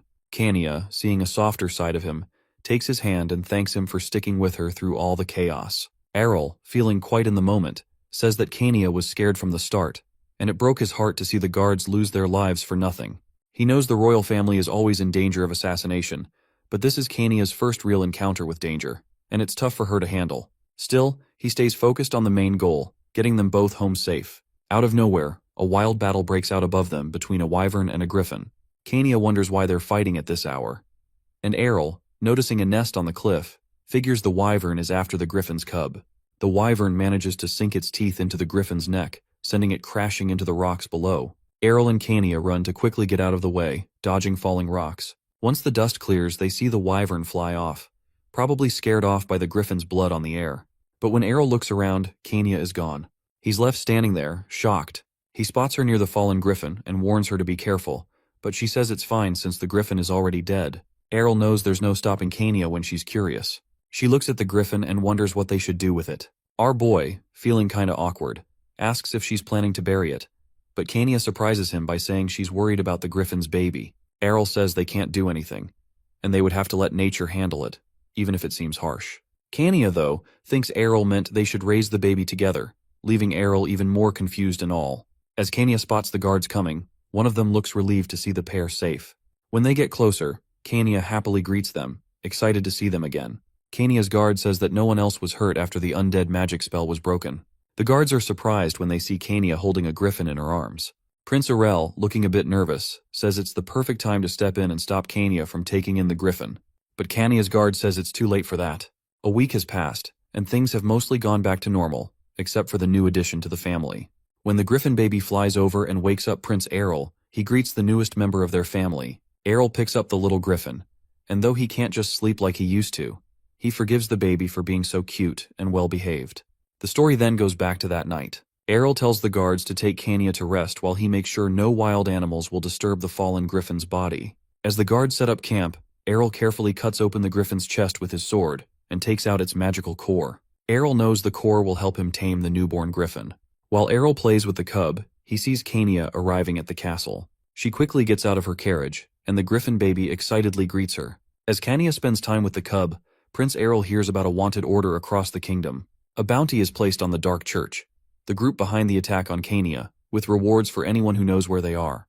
Prince Errol notes that the Dark Church isn't the only group causing trouble for the kingdom. He suddenly wonders if he's been too focused on wealth. A guard, overhearing him, asks what he means, but Errol just sends him away like it doesn't matter one bit. As Princess Kania finally catches the griffin, Errol thinks about why someone would target her, considering she doesn't hold much power or influence. Still, she's a princess and part of his family. He starts thinking that maybe he should become a swordmaster and try to become an aura expert by the time he's in his late 20s. Errol, trying his best to change the topic, approaches Kania and asks if she wants to do something fun. Kania asks what he has in mind, and moments later, swords are clashing, and some mana kinda appears around their blades. Kania notices the surge and starts to think about it, but before she could finish, they both pull back after one last strike. Kania excitedly asks how she did, and Errol happily tells her he used his aura. He secretly enjoys how well his plan worked and how she bought it.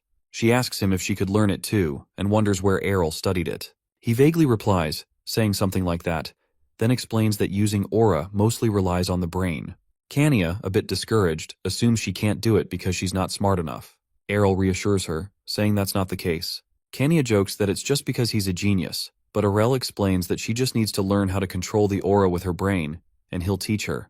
Excited, Kania asks if she'll be able to master it quickly. Errol tells Kania that if she follows his method, she'll master aura quickly. Secretly, he thinks about why her progress is so fast. He's been quietly transferring mana into her. He tells her to focus and follow his guidance. Meanwhile, Kania's guard eavesdrops on their conversation from behind closed doors.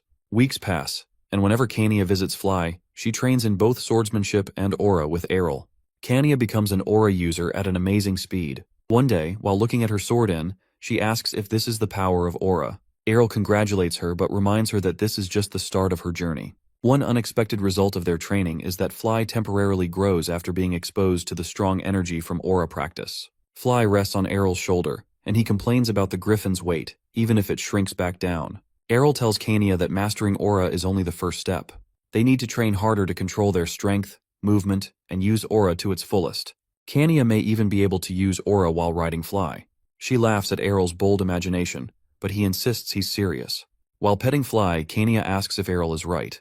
In his mind, Errol believes that day will come soon. Suddenly the door opens, and a voice announces that His Majesty has arrived, surprising both Errol and Kania. Errol wonders why the king is there, as he should be busy with his preparations in the north and not just stopping by for a breath of fresh air. The king enters with Lady Rafana, and our boy respectfully greets him.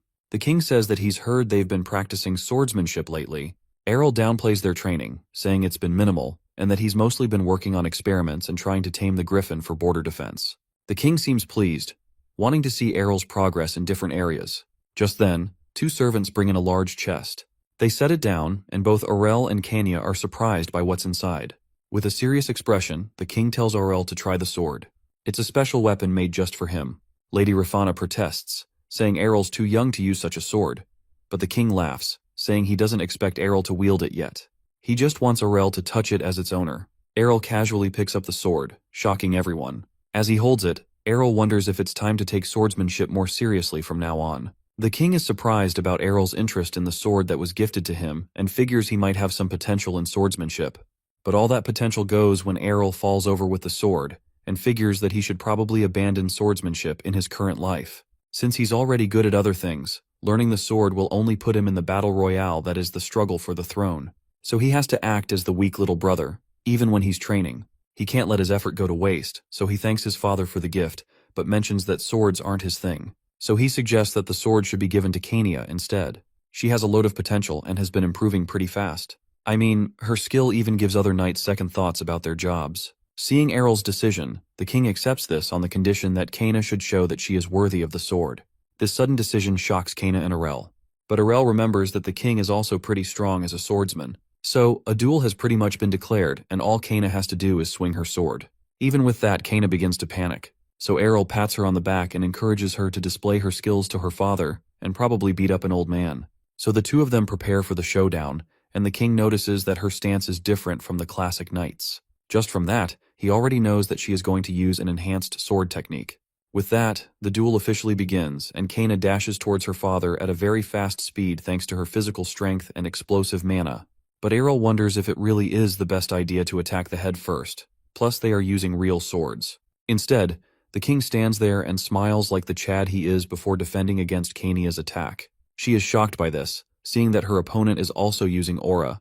The king commends her blow but still deflects her to the floor like it's nothing. He is impressed with the fight his daughter put up since he's got to use aura on a level that he hasn't used even on people like knight captains. This makes me wonder how strong the kingdom's military actually is. But anyway, Kainia figures that she still has much to learn.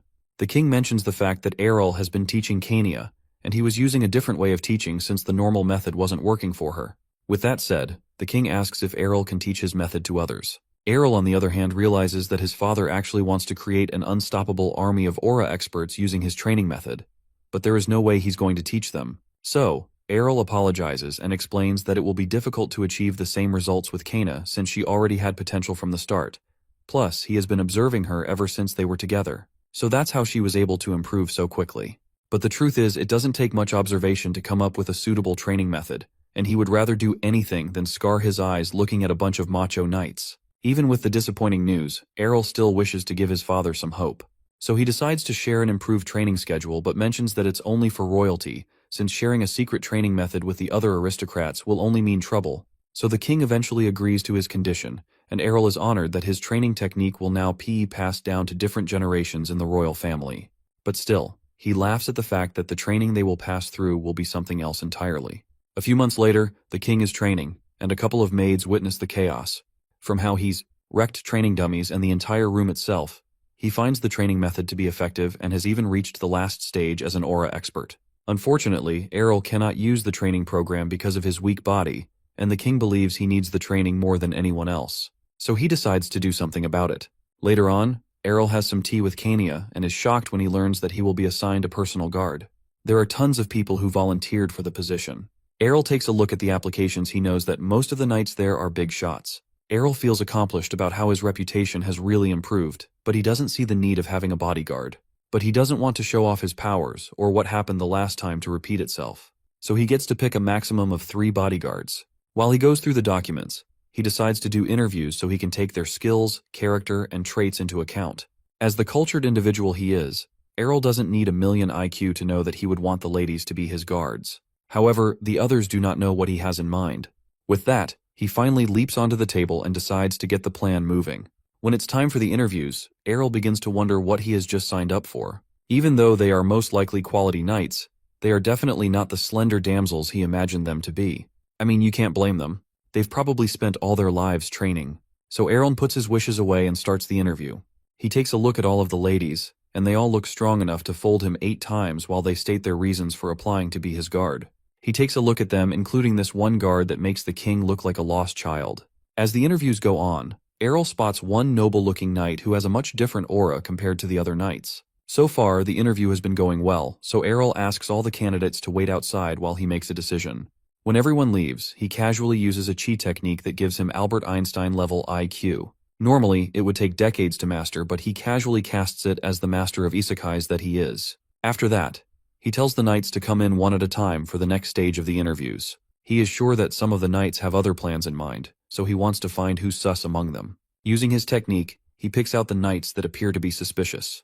His technique, clairvoyance, allows him to see the color of their souls and emotions. Fortunately, they don't have any plans to assassinate Errol, but just to spy on him. The next candidate comes up, and the color of her soul is crystal clear, so clear that even Errol is dumbfounded. The knight's name is Asha Fernil, and my guy has finally found a perfect candidate. At this point, Asha is pretty much top of the line, but he still needs to pick out 2 other knights. He considers picking that one buff lady from earlier since her color was also clear. Suddenly, another knight steps in. She introduces herself as Sena Garil, the last candidate. Errol also notes that her energy is clear as well, and it doesn't take a genius to know that she is a lively person. Looking at her past experience, Errol points out how she's been in almost every order of knights in the kingdom, and even been dispatched to distant territories. But still, he can tell from her color that she hasn't done anything wrong. So, he can forget about why she has been transferred so often. With that, Errol concludes the interview and announces his choices. He presents his two choices, Asha and Sena. The new recruits join the palace, and they are off to a good start in their job, but he still wants to make an improvement. He brings them to some place and reveals that he wants them to demonstrate their skills to him. Since they are his personal guards, he wants them to be the very best that no one ever was. To demonstrate their skills, Errol asks them to have a duel with each other, and they agree with this idea. Like the mastermind that he is, he figures that holding a sparring match between two people of similar skill means that they can go all out. So to make sure things remain intense, he mentions that he is curious to see who is stronger, as if he hasn't thought of this plan like how someone like Aizen does his things. That statement struck a nerve in both of them, since true knights are sure to be proud of their skills. The tension gets heated between them just as Errol planned, and they also are curious to see who is the top dog. Meanwhile, Errol is pumped to watch the epic showdown that is about to unfold, so he sits back to enjoy the show. Before the duel begins, the knights ask if there are any rules to follow as they prepare themselves. They look eager to win, but Errol continues to stuff his face and mentions that they can do anything they want as long as they don't go overboard. With that in mind, the fighters prepare for their epic duel. Errol notes the intense mood between the two of them, and he believes that they are going to fight for real. So he tries warning them again. So Errol claps his hands to signal the start of the match, and Bro is launched away. Even though he told them not to go overboard, he understands that's how knights pretty much are. Now it's to watch the fight unfold. Asha lunges in with her spear, and Sena spots this move. She punches Asha's spear out of the way like a feral beast. With a grin, Sena has found the perfect chance. She closes into Asha to give a punch that will end Asha's career early. Since Asha uses a spear, it will be difficult for her to respond. My guy is still munching away on his popcorn and wonders if she has anything up her sleeve. Luckily she does. She kicks Sena's fist away, which causes her to retreat. Errol, who is still watching the duel, figures that they are being a bit too serious. He can tell that their aura is getting too powerful, and they'll probably execute each other before they can stop. So Errol stops the match. He now has an understanding of their skills and can set up a few improvements. From his observations, he notes that Asha is impatient because she focuses too much on speed, and Sena hesitates a little since he mainly throws hands. Basically, one is too fast and the other is too slow. After the remarks, Asha recalls that he helped Kana improve, so she figures that he asked for a demonstration of their skills to help them improve. Apparently her improvement has become famous among the knights, and Errol also wants his guards to improve just like that. So he leads the both of them to begin their special training session. On the first stage, they are going to be learning theory stuff about mana. Errol presents his signature manual and plans to start a business if it works out well. However, there is no hope that they'll ever understand the book they are reading. And there goes the chance of making a New York Times bestseller. In the end, Errol decides to explain things himself to his two guards concerning mana, including what could happen if aura is misused, how to use it more effectively, and whatever. With that explanation out of the way, Errol suggests that what they need to do next is to absorb the mana that exists all around nature so they can learn how to use it efficiently. He guarantees that learning that is enough to completely change how they use aura. After the lecture, Errol decides to give his guards custom lessons for another part of the training. Errol begins with Sena to teach her how to focus aura better. She mentions that she is already capable of forming aura easy enough. Errol asks her to spread her aura to all her limbs at the same time, an epic fail. Normally, it is not hard to cover the entire body in aura, but that will quickly exhaust the user. So people usually focus it on areas they need. Sena fails to perform the task, and mentions that her senses will become unstable if she focuses on too many places at once. So Errol puts his palms together with hers and shows her a trick to focus aura. And just like that, she manages to channel her aura to both of her hands. Now that Sena has been sorted out, next on the list is Asha. Errol tells her that she is too impatient since she tried to resort to hand-to-hand combat against an opponent who is skilled in that aspect. An obvious mistake. So she has to learn how to remain composed, which explains why she's carrying Errol for her training. He wants her to focus and not pay any attention to anything that is bothering her. So basically, he just wants her to stock up on it is what it is energy. While all that's going on, Queen Elia receives a letter about what Errol has been up to. She originally left him alone since someone as insignificant as him didn't bother her, but now, he's becoming a problem. So, she burns up the letter and finally decides to do something about him. Then there's Asha, who can notice a difference in her strength after following the prince's guidance. After all, this is Errol's training we're talking about here. Even though it appears pointless, the innocent tree that has been shattered is enough to testify to her increase in strength. In a bit of background check, we learn that Asha was a daughter of House Fernil, a family that wasn't very wealthy and lived in a small countryside region. Because of a famine, monsters attacked them and everything went downhill pretty much from there. What's even worse is that the aristocrats who kept in contact with House Fernil abandoned them. In the end, Asha joined the knights to make ends meet. The good news is that she was talented in combat, so she quickly awakened her aura and was stationed in the royal capital. But the bad news is that she was placed in the order with the worst knights. Even the captain wasn't worth calling a captain. Even with how old he is, he's still an aura beginner and only had his position because of a few officials who were fortunate to put him there. This memory doesn't sit well with Asha, so she takes out her aggression on an innocent tree and plans to make her captain resemble the tree the next time she spots him. She applied to be a personal guard out of desperation, but who knew she would get chosen at the very first moment. Luckily, her family is living much better now thanks to Errol, but her current goal is to save up a bit of cash so she can send her little brother to the academy. In the end, she aims to repay Errol thanks to his kindness to her so far. On the other hand, Sena prepares to work out since she is just not sure of how else to do things. Her family has worked as mercenaries for generations. She was raised in a tribe of mercenaries who do not belong to any nation. After the war with the Empire 30 years ago, the mercenary business began to look a bit sour, so Sena was asked to go into the world so she could start a new life for herself. She didn't see any issue with leaving her village or training as a knight, but her main shock came when she heard her father was killed by an evil feudal lord. Just like her father, she was pretty much a classified idiot. Like how she would beat the living daylights out of a fellow knight for accusing villagers of stealing and killing them just to get promoted. And honestly, she doesn't regret that moment a single bit. It felt great if anything. Then she just got passed around and ended up getting sent to dangerous areas. After the endless roaming, she eventually applied as a personal guard and then got to know Errol. She has a good feeling about working with him and is very grateful for it. With the background checks out of the way, the two knights head to begin their job for the day. As for Errol, he doesn't seem to have much of a talent in combat, but his skill is unmatched when it comes to learning. He's a certified businessman who brought wealth to the kingdom by selling products, and even helped Kana to become an aura expert, using a theory he developed himself. Of course, his reputation as the young gray sage who does nothing is well deserved. At a meeting, the king and a few other officials discuss the fact Arel will be 14 soon, and the coming-of-age ceremony that will follow. One official suggests that the ceremony will be a good opportunity for Arel since he's using his talents in multiple fields, adding something else about some territories being available. The king gets the hint that they're pretty much saying that they should give a territory to Errol. Obviously, he is angry with this, since it is just an excuse to banish him. It turns out Errol's reputation has spread all the way to different countries, and the speculations that the king will make him the heir to the throne.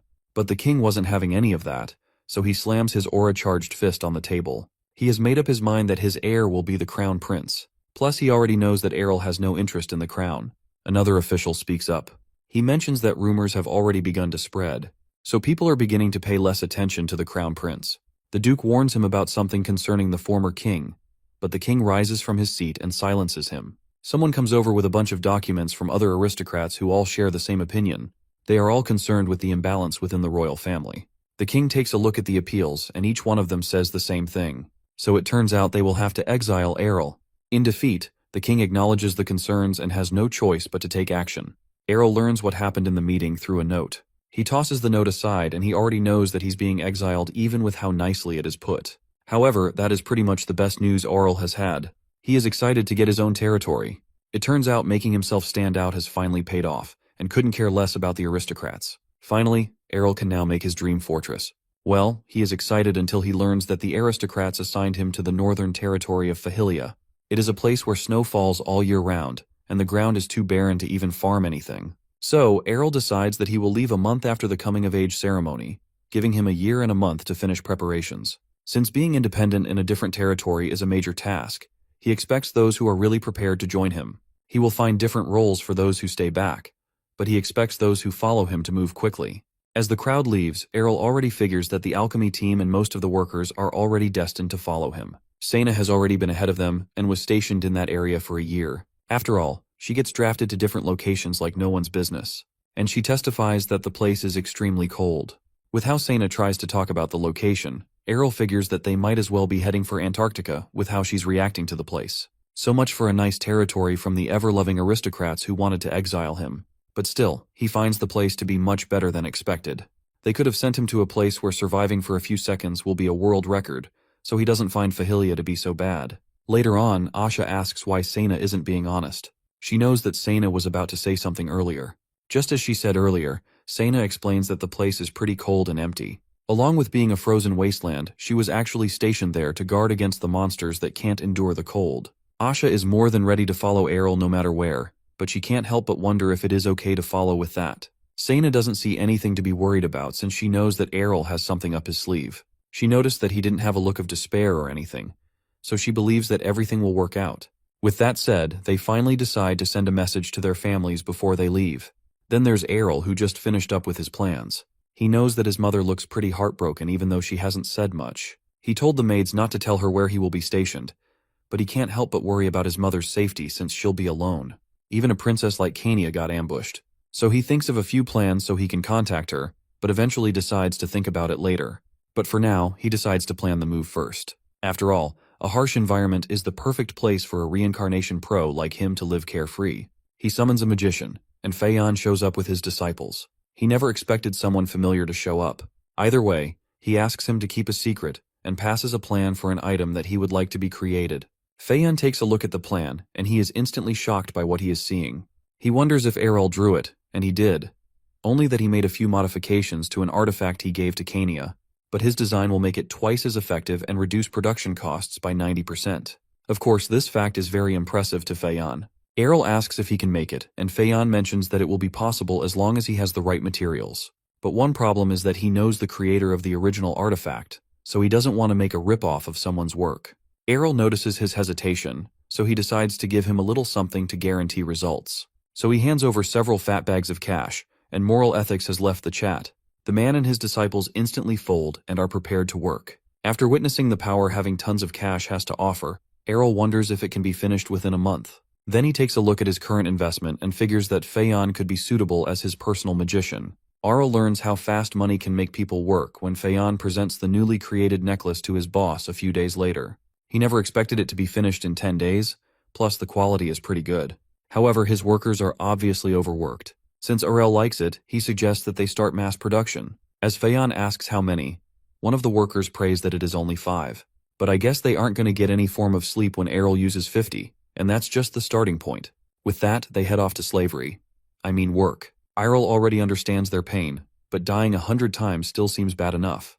For the next step, Errol heads out with Asha in a carriage. She wonders where they are headed and suggests that he could have sent someone for the errand, but he insists to pick things up by himself this time around. Errol eventually reveals that they are headed to a slave market, and Asha is obviously shocked at this information. She figures that he has probably gone mad with power already, but Errol tries to convince her that there is an explanation. Asha gets an idea that her boss might be starting up cotton fields with this one, or probably coal mines or something. But Errol knows that there is no way he's like that. At least that's what we think. With how far she took her imagination, Asha apologizes for it since that's not how Errol works. Normally, when you imagine a slave market, you'd think of a place that could be worse than hell or something like that. You know, shattered dreams, endless torment, fate worse than death, stuff like that. But in reality, at least in this novel, it is surprisingly pretty tame. Even Errol is shocked about this. Of course, it would be a shame if one random slave caught some strange disease and spread it around, which explains why it is very neat. A person comes by and reveals the place to be the best slave market in the capital. He welcomes Errol and introduces himself as Ian, the manager of the establishment. He shows his Errol and Asha around the place and explains about the slave market that is completely legal, by the way. The people who become slaves are people who must have either failed to pay up taxes or belong to families that were destroyed. A person doesn't immediately become a slave after any of these, but at least there's a lower chance of starving if they become a slave. Then there are the criminals, but Ian suggests that there is no need for Errol to pay them any attention. Errol notices that Ian is filtering out the criminal slaves since he is royalty, but it is still fine for Errol either way. Finally, Ian takes a seat in his office and asks Errol for what he might need. He needs a large number of slaves. Ian asks how many he would need, and Errol says he needs 150, a number that shocks Ian. Errol wonders if the number he mentioned is too much to handle, but Ian can handle it since the place also has other branches outside the capital. He can't help but wonder why Errol needs that many, but the young prince assures him that he won't do anything bad with them. Yet. Also, he lets him know that he would like slaves who are familiar with each other in groups of at least 4. While that is a pretty difficult request, it isn't unusual for groups to become slaves all at once. With a snap, piles of documents are brought in. Errol has a look at some of these documents and needs slaves who can read and write. Plus, he also asks for them to be transported to a certain location. With negotiations done, Errol asks Asha to unveil the goods that make every businessman drool on the floor. Now things are pretty much guaranteed for Arel as he is instantly promoted to top VVIP customer. On the way back, Asha wonders what Errol needs the slaves for since having hundreds of them isn't something anyone can do on a casual Friday night. Errol reveals that he wants to make them residents of his new territory. In addition, he is going to give his new mana necklace thing to the slaves and educate each of them from there. Asha never expected that to be his plan, so she can drop all the weird thoughts now. Errol plans to transform the terrain from a frozen wasteland to a dream kingdom. I mean, he just wants to live life comfortably. Everything he's doing now is just to live the best lazy life ever. He will also nurture the ones who will work in Fahilia and build the greatest paradise anyone has ever seen. One morning, Errol lies on his bed thinking about all the preparations he has to make to get independent, and the fact he has to say goodbye to everyone he loves. Then there's a knock on the door, and it's his mother. She rushes over to give her son a hug. She suggests trying to talk with the king about the relocation once again, but Arel tells her not to worry and promises to visit often. Even with the fact he has a year left to go, his mom is still sad that he will have to go. Then a maid comes over to carry her away. Errol doesn't want to reveal his new location to his mother until he has settled down, and will definitely put her mind at ease when the time comes. It's a peaceful afternoon. Well, it was until a knight gets casually launched into orbit. A few other knights tremble in fear at a person. It turns out that person is Kania, who is incredibly angry. She calls for her next victim and tells them to come at her with everything they have or they may not see the next day. She is angry about the fact of Errol being sent away. She understands the whole situation surrounding him, but still can't help but get angry about it. But more importantly, she is upset that he never told her anything for the past 6 months. Then she launches another poor knight into a wall. She thinks it's because he can't change his fate, but he actually just forgot. She doesn't plan to let him leave so easily. On the other hand, the knights are terrified at her aura. According to Errol's manual, the mana circulating one's body moves faster if a strong emotion builds up. And just like that, she ended up becoming the youngest swordmaster in the history of the kingdom, and the third one in the world, all thanks to being annoyed by her little brother. Errol thinks about his first life, especially how time flew by when he was in the military. Now he's getting the same feeling as he's preparing to become independent. Errol is finally 14 years old, and his coming-of-age ceremony has begun. He gets greeted by several aristocrats, but on the inside, my guy is dying of heavy boredom. There are even more aristocrats than his first birthday. Back then, he could easily pretend he was asleep, but now there is no escape for him. He is sure that the participants are rejoicing over the ceremony, well, rejoicing that he's getting sent away. Who would care about his well-being? Anyway, listening to them is starting to annoy him, and wants to wreck everything. But he decides to hold back for his mother's sake, and overlooks everything that's happening. Shortly, Queen Elia comes over to congratulate Errol, and mentions the fact he will be heading to another territory. This lady is obviously trying to get on Errol's nerves, so he stands up and responds in the calmest way possible. He bows and mentions that it would have happened to him either way, so he thinks of it as an early chance to serve the kingdom. With a smirk, she reveals that Jael's swordsmanship has improved thanks to him, and gives him a coat made using the fur of a fox from Fahilia as a gift. With that, Errol has found the person behind his exile. He figures that someone like Jael isn't the type to target anyone politically. Plus, Elia is the only possible one who could obtain the complaints from all the aristocrats. He figures that her giving the coat is her way of mocking him, but he has to remain calm, if not he will lose face. So he puts up a polite act saying that he has already bid his brother farewell, and will come to his aid since they share the same royal blood. On the surface, the conversation appears very cheerful, but Arel couldn't care any less and will definitely make her pay. But they will not show how much they hate each other, and exchange the fakest of laughs. The banquet is finally approaching a close, and Arel feels like he forgot something. He takes a look at Kania, who looks unnaturally quiet. He figures that she must still be angry for telling her about his departure pretty late, so he decides to apologize to his sister, but she makes the first move. From her face, he already knows that she is up to something. She runs off, and Errol can tell that what she's going to do is going to be reckless. Kania approaches her father to talk with him and reveals that she will follow Errol to Fahilia. This shocks the crowd, and Arel figures that she has pretty much wrecked the whole event at this point. He takes a glance at her mother, hoping that she is going to stop her daughter, but she doesn't look interested at all. The king gets annoyed by Kania's action and asks what her plan is after that. Errol figures that saying that was already a bad move since she'll only fight back harder. But he wonders the same thing about what she plans to do by following him. For the moment of truth, she reveals that she is going to become Errol's knight, and the soon-to-be ruler instantly punches himself in the face. The king calls her ambition ridiculous since becoming a knight isn't something someone can do so easily, but she is confident in her abilities since she has reached master level. Of course, everyone is surprised since that's obviously a huge achievement. But the king doesn't believe her since she's still 19 years old, and the only person who reached master level at that age was the first king. To prove him wrong, she snatches a sword from a nearby knight and prepares to demonstrate her ability. With her aura charged up, she slices a cake from a distance along with the table perfectly in half. Of course, Errol is shocked about why she's doing this in the middle of the banquet. From that display, the people have seen that she really is a swordmaster and they are amazed. Kanya talks with her father about the fact Errol will be given a territory, while she will have to marry someone. So instead of following that, she wants to become a knight. In a normal scenario, Errol would have applauded her speech, but the situation is too serious for that right now. She is pretty much resigning as a princess in front of all the aristocrats. And even if it was all a joke, the damage will still remain. But there's also the possibility that she caused the scene on purpose. Errol realizes that it was all planned out so no one could easily cover the situation up. How she cooked up this plan makes him wonder where she learned to be so conniving. But the answer has always been him from the start. He tries to stop her, but Kanya decides to take things up a notch before he can do anything. She then walks towards Errol with the sword in her hand and kneels before him. From there, she pledges her allegiance to Errol and vows to be his knight. Errol recognizes what Kanya recited to be a knight's oath, but it's uncertain if the pledge counts since Kanya is a princess and not actually a knight. Plus, she doesn't have his consent yet. But the much bigger issue for Errol is the audience that is now facing them. The kite's oath is something that not anyone gets to say freely, so the fact that an aura master said it will make people think the pledge is official. Errol already knows that Kanya didn't do it for him, but she has already planned the path she wants to take. Of course, this action shocks several people like the king and her mother. Even Queen Elia is boiling with anger over this. With the veins around her eyes, she could probably awaken the Byakugan.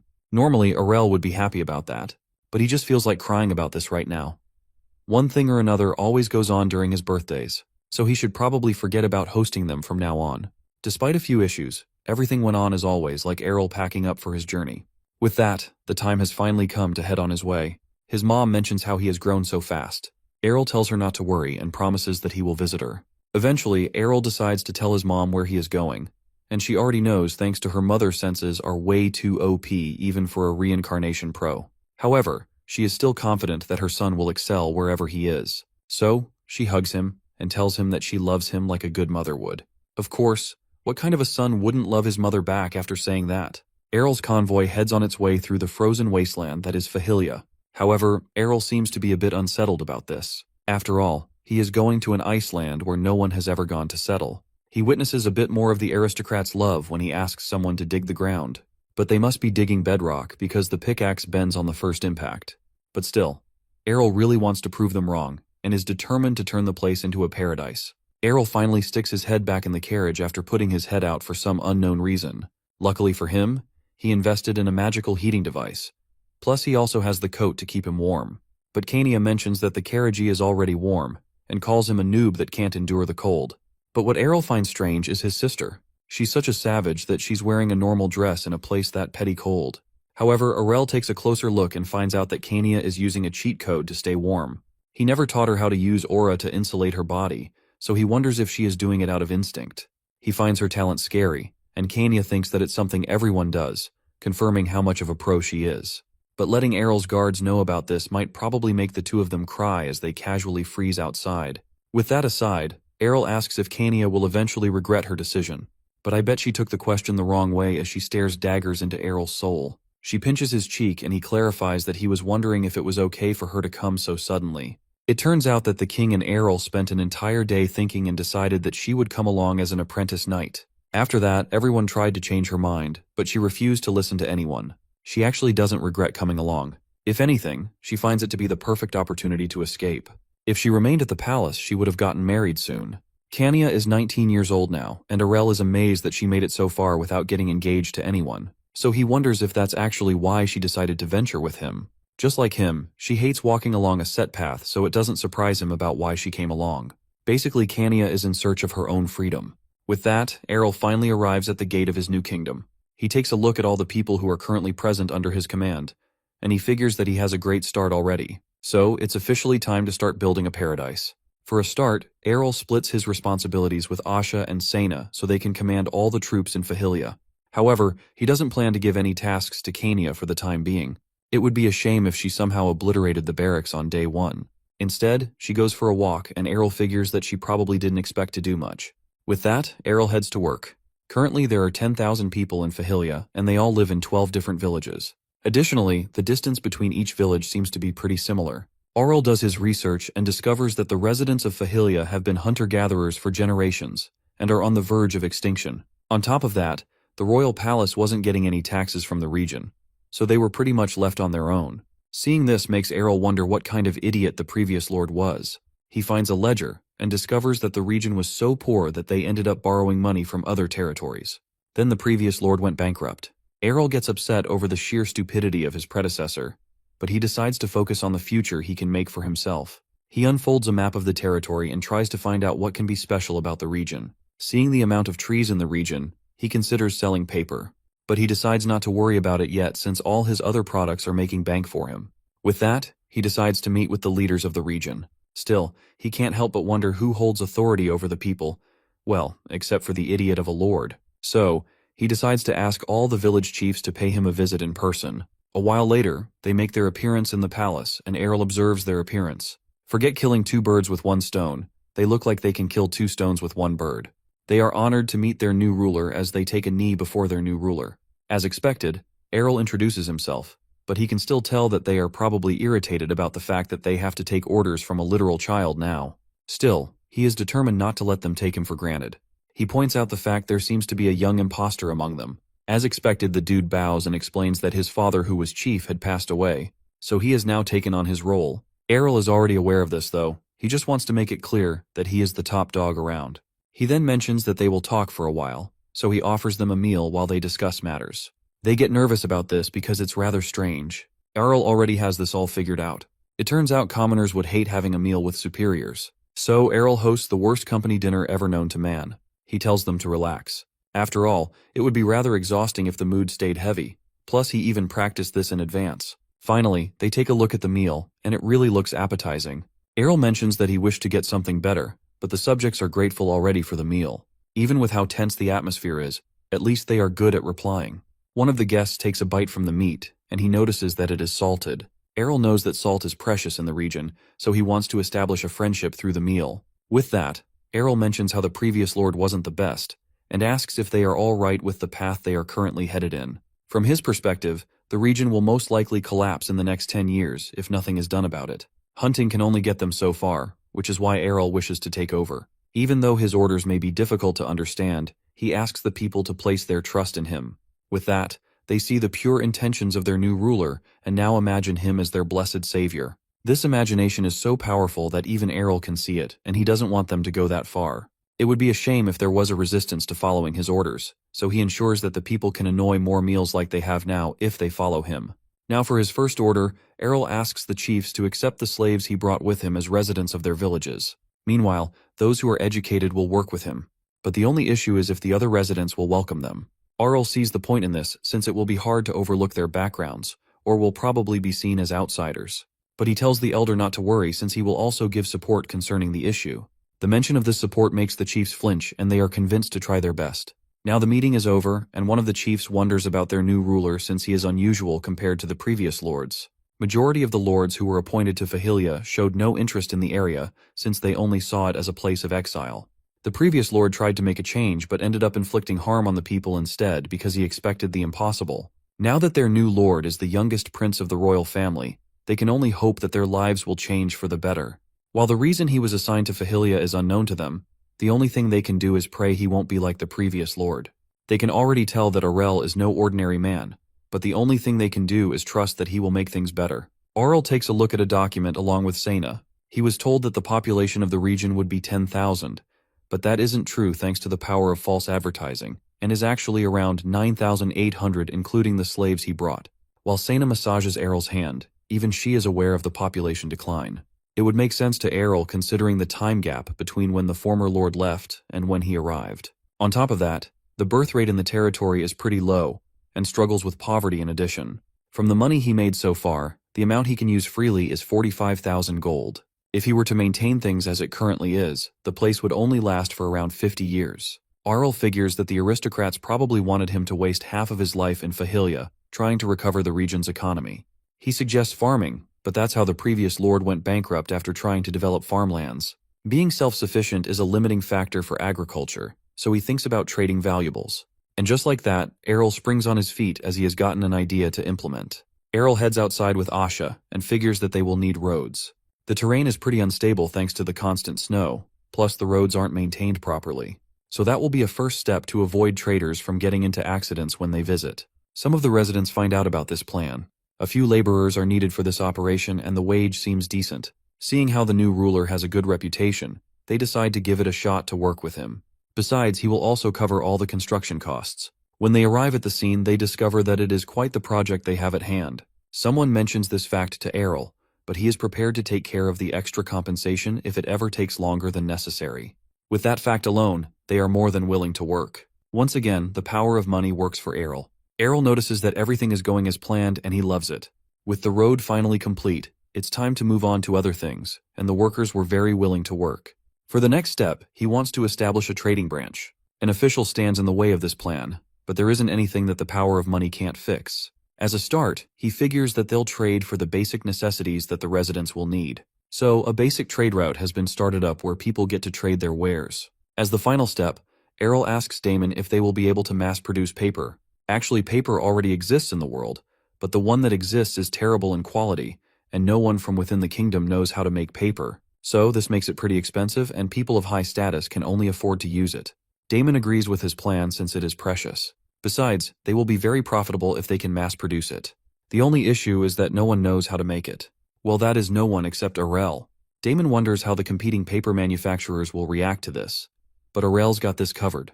He plans to make the paper production process completely different, so they can argue that it is a completely different product. But to do that, they will need another kind of equipment.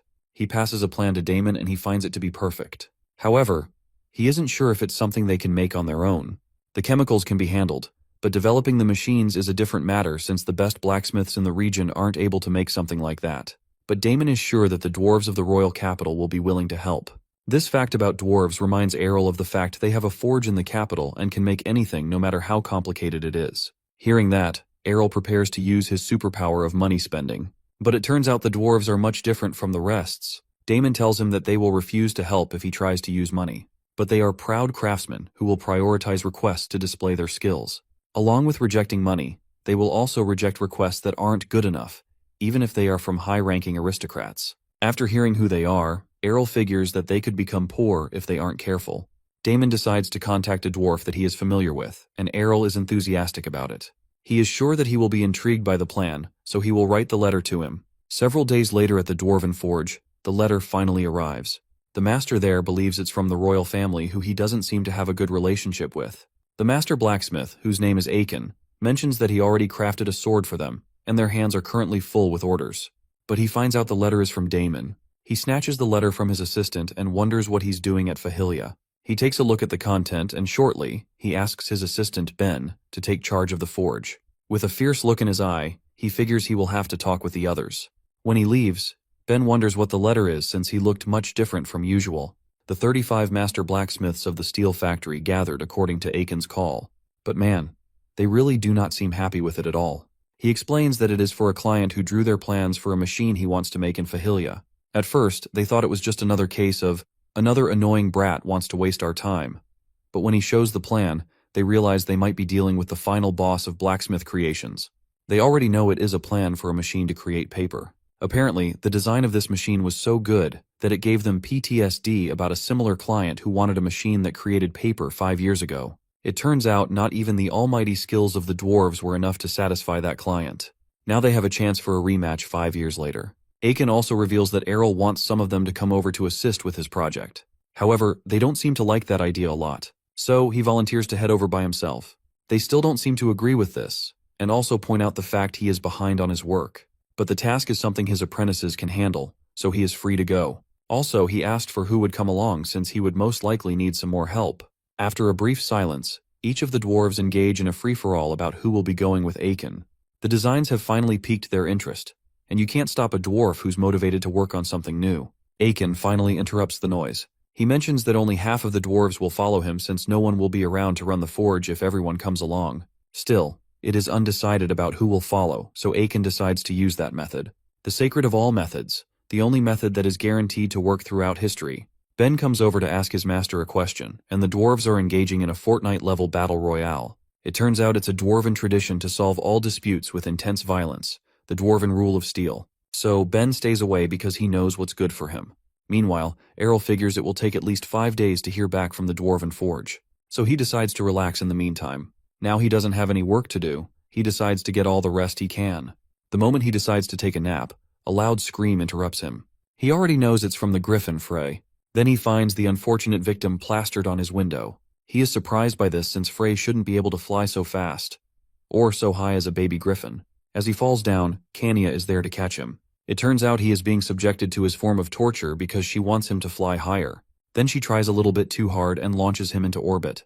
Errol rushes outside as he witnesses this and wonders if Frey did anything wrong. She mentions that he did nothing wrong while poor Frey crashes in that one pose from Dragon Ball. She mentions that she is training him to fly and denies that she was abusing Frey.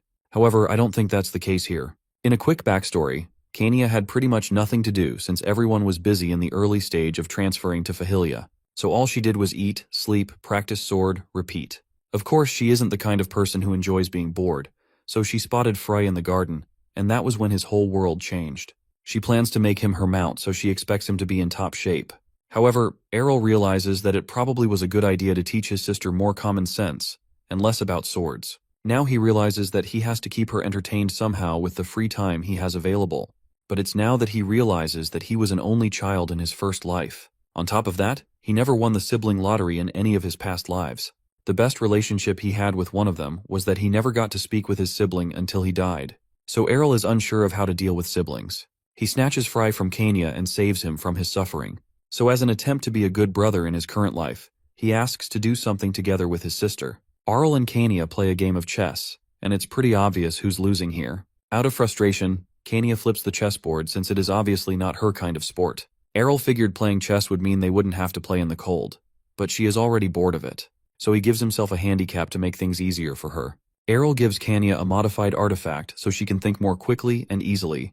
Besides, he's built up enough chess experience from all his past lives, so she will need all the help she can get. So, they begin another game of chess. The pendant seems to be working to enhance Kanya's IQ until it decided to peace out. From there, Kanya had enough of it and slices the chessboard with her sword. Now they can't play chess anymore since Kanya has destroyed the board and caused a leak in Errol's brain. Arl tries to come up with something else, but he really doesn't want to go back outside. He wonders what she has been doing, and the only thing she has pretty much been doing is going on various trainings that will make Bruce Lee proud. On the other hand, Errol has just been a sack of potatoes in his room. Seeing the interest between the two of them, Errol tries to come up with something they can both enjoy. Both of their stomachs begin to rumble and Errol gets an idea from that. He suggests that they have a go at cooking together, but Kanya shivers at the mere thought of it. She doesn't buy the idea of it since her cooking could probably put nations to an end. But Errol informs her that it is necessary to learn since she is becoming a knight. After all, knights have to eat something when they are away on missions. After pointing out this fact, Kanya is defeated and agrees to learn. Now that Arel has convinced her, he wonders if teaching a sibling to cook is something a brother would do.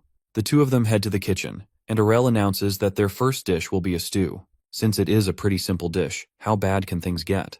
Besides, Errol doesn't plan to get food poisoning on day 1 of training, so they get to work. Errol comments on Kanya's knife mastery as she slices all the ingredients into Lego bricks. From there, they prepare the stew. When it's finally done, Kanya tries it and it tastes better than she thought. Errol agrees with her and adds that it's been a while since he made the recipe, but it's still good either way. Arl suggests that Kanya should try making it again, but this is actually all part of his master plan to get a nap right after he finishes eating. But that plan disappears when a butler who has seen things rushes in searching for Errol. He was instructed not to bother Errol concerning small matters, so the fact he's here means something must have happened. So out of urgency, he asks what happened. It turns out the dwarves have arrived and they are willing to beat the living daylights out of the butler if Errol didn't show up. So Errol figures that his break is over. Normally, he expected the dwarves would act normally and send a reply letter, but they weren't normal people, and they showed up pretty suddenly in person. Errol welcomes them, but Aiken cuts to the chase, walks up to Errol, and asks if he was the one who drew the plans. Fortunately, Asha is there to break up any conflict that could have gone down. She demands Aiken to apologize for that, but he commends her spirit even though she is a lady. Now the Dark Souls music begins to play, but Arel quietly reminds her that they generally just don't give a flip, and says that they have to respect their differences. Plus, the greater the skill, the ruder they tend to be. So Asha backs down. Seeing how things started, Errol wants to finish discussions quickly before Asha tries to commit murder. He admits that he drew the plans, but Aiken says he's capping. Aurel still tries to convince him that he's the master craftsman, but Aiken refuses to believe him and bets that a royal person like him couldn't even design a basic wood plank. Now Aurel is pissed and he orders Asha to make some dwarf skewer. In the end, the butlers had to calm the both of them down before things could get any further. Now that things have finally calmed down, the dwarves finally accept who crafted the plans. So far, that's what the meeting has been all about. With that out of the way, Errol wonders why such sweaty dwarves come to visit him in person and intended to prepare a nicer welcome. But they don't care about that. They discuss the plan for the machine that Errol needs the dwarves to create, because Fahilia doesn't have blacksmiths skilled enough for the task. Again, Aiken is someone who is so proud, so he expects that humans are not skilled enough to create it. And Errol has just witnessed the famous dwarven pride, so he decides to fight fire with fire and talk about how proud he is of his planning skill. Now the dwarves have received a taste of their own medicine. Aiken acknowledges Errol's skill just as planned, and they decide to talk about the main matter at hand. Before Errol can ask if they will accept the task, they have already decided way before that they will take the job. Errol is shocked by how instantly he accepted it since they haven't discussed other things like payment. But a good dwarf always has a good sense of jobs to take. Besides, they already know that the drawings given to them are only a part of the whole design, so they have to accept the job to see the rest. Errol clarifies that he never intended to mess with them by showing only part of the plan. They understand, but still wish to see the rest of the plan. So, Errol brings it out from his drawer and presents it to them. But it would be too boring if he handed over the plan like that, so he teases Aiken with it. Of course, he doesn't appreciate the game Errol is playing. Errol uses the chance to tell him that he will give him the other plan when he successfully makes the parts of the first plan. Aiken is annoyed by this, but still, he won't refuse the challenge. He heads out of the room with the other dwarves, determined to gain Errol's trust. Once they leave, Errol notes how they take themselves too seriously, but still, he can tell that they like the plans. It turns out he wanted to show them the rest of the plans, but had a better idea to use the unrevealed plan as bait to keep the dwarves working. So they will have to work hard if they want to see the full design. Fast forward a bit, and the dwarves return from their endless work to present the finished piece. Just as agreed, Errol hands them the next plan. This goes on for a few days. I'm sure they have an Errol tracker somewhere because they track him no matter where he is to ask for more plans. Eventually, they finished all of Errol's requests. Even he is shocked by the fiery determination of master crafters who are extremely motivated. What's even more impressive is that the entire machine took 10 days to create. As expected, they take the machine for a test run, and the paper it creates is godlike. Normally, paper would take days to dry by hand, but the machine makes it much easier. Since wood is abundant in Fahilia, Aurel already knows that he is on his way to becoming the new Amazon of paper. Or rather, clearing the Amazon because of paper. Now that Errol has what he wants, Aiken finally learns that his problems have only started when Errol asks him to make so many machines that it fills an entire factory. Now to move on to selling the paper, Errol meets with a person who introduces himself as Lichten Einrest, his mother's brother aka his uncle. It turns out he was looking for someone from his mother's family to sell paper, which explains how Lichten showed up. He told his mom to send someone who he could trust since he would be selling an important product, so it would only make sense if she sent someone who shared his blood. He presents the paper he wants to sell to Lichten. Honestly, he thought that the fact Aurel was selling paper would ruin his business reputation, but seeing how high the quality and how cheap, it's a dream come true. Apparently, the merchant who trades paper with the kingdom has been raising the price of paper even when the amount of paper exported has gone down, forcing the royal family to buy it anyway. So Errol's intervention is pretty much a deal breaker for the monopoly-holding merchants. Lichten expresses his concern about how the merchant will react, but Errol already has that covered. He figures that their paper is a completely different product made through completely different means, so they won't have any grounds to attack them. Like a wild Jeff Bezos in its natural habitat, Lichten opens up a map to create a sales plan. Meanwhile, Errol notes his uncle's merchant senses that makes the Spidey sense look like child's play. He believes he has picked the right man for the job, and all that's left to do is wait for the money to come pouring in. Plans have been made about how the paper will be distributed. Plus, the dwarves have filled the factory with machines. Everything is now looking good, only that Errol discovers that the dwarves are leaving just a day after completing the project. He was hoping to celebrate the completion with them. However, they have a backlog of project requests waiting for them, so they have to leave. Aiken mentions that Errol can feel free to contact them for any other requests he may have. While Errol never expected them to leave just after completing their work, everything is now ready to start selling paper.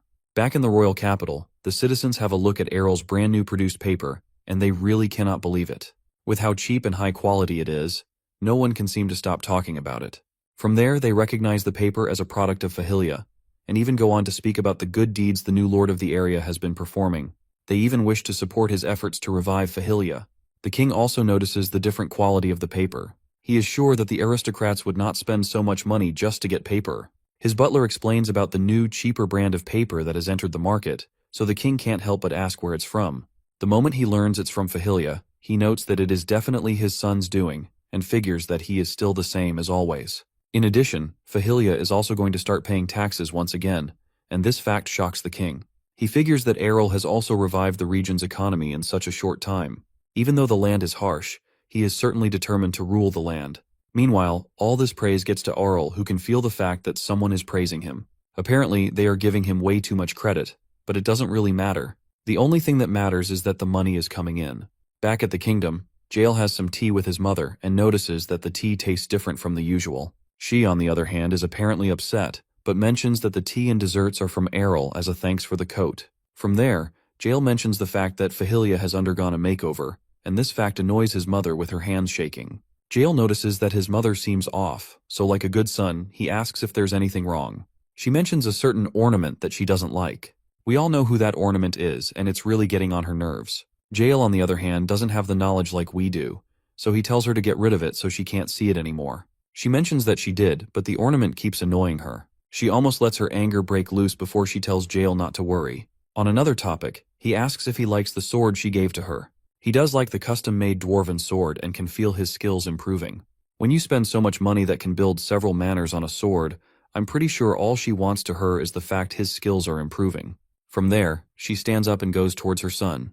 She reminds him that he is the heir to the throne, and it makes sense to wield a sword worthy of that status. So she tells him to remember that he will become the future king. Later on, she is alone in the room. She picks up a napkin underneath a few cookies and figures that Errol is probably showing the paper he developed. She is incredibly tired of hearing about him, and she tosses the deserts on the floor.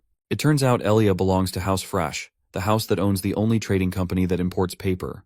Apparently, paper was originally made in the Mirman Empire and the Eastern Continent. Since they were at war with the Mirman Empire, they were pretty much banned from importing paper from there. So they turned the trade route with the East and monopolized it. Now Elia is angry that people are now attached to the new paper and is determined to make Errol pay. She dashes over to her room and begins to write a letter with content that I bet is comparable to a Call of Duty multiplayer lobby, as she will not tolerate it anymore. It's night and Aurel once again goes to the slave market. Ian welcomes him since it's been a year and a half since the last business transaction. As expected, Errol is there because he needs more slaves once again. The man asks if he needs the smart ones again, but this time Aurel needs ones who can endure cold weather, like proper slaves this time. The man wonders what Errol needs them for, and he reveals that he will be using them as soldiers this time around. With the infrastructure in place, what is needed now are guards who can defend the territory. Errol also figures that his current status as a ruler is similar to that of an earl. He figures he can increase the size of his army to 50,000 troops, but that would be a bit too much. The slave master asks for the number of people that will be needed, and Aurel answers that he will need 5,000 slaves for his new project. With that amount, you can bet that the slave market will certainly be booming.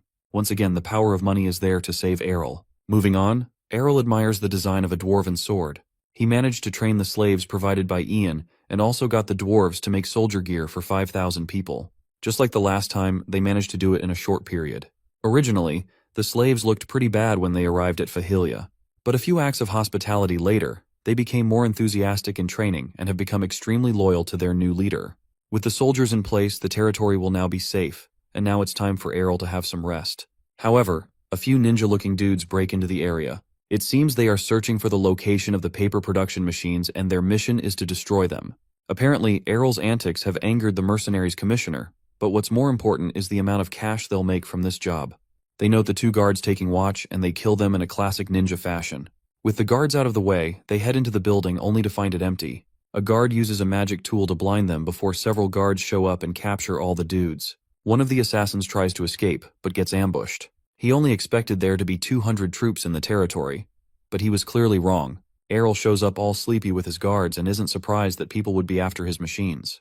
The stranger quickly surrenders and mentions that he is only following orders, but that is none of Errol's concern. So as punishment for trespassing and trying to cause damage, Errol orders that they should be interrogated and pretty much torture them. With that, Asha and Sena head to work while the Lord heads back to sleep. Normally, Errol would have forgiven them, but when it comes to things that are dear to him, you better write your will. Even with how laid back he is, he knows when to draw the line. This is something he has learned after countless reincarnations. It's another day in the land of Fahilia, and the intruders from the previous night have been punished according to the law. It turns out nothing was gained from interrogating them, so things were left at that. Now Errol has some free time on his hands and he decides to test out a magic teleportation circle. He got Feyan to make one for him, and it was so expensive that he thought about that fact twice. His merchant skills have surprised Errol. Now he's become a regular customer for his uncle. So, Errol decides to use his teleportation circle to head home since it has been a while since he last visited. He puts in a few magic stones into the stand surrounding the circle, which causes it to activate.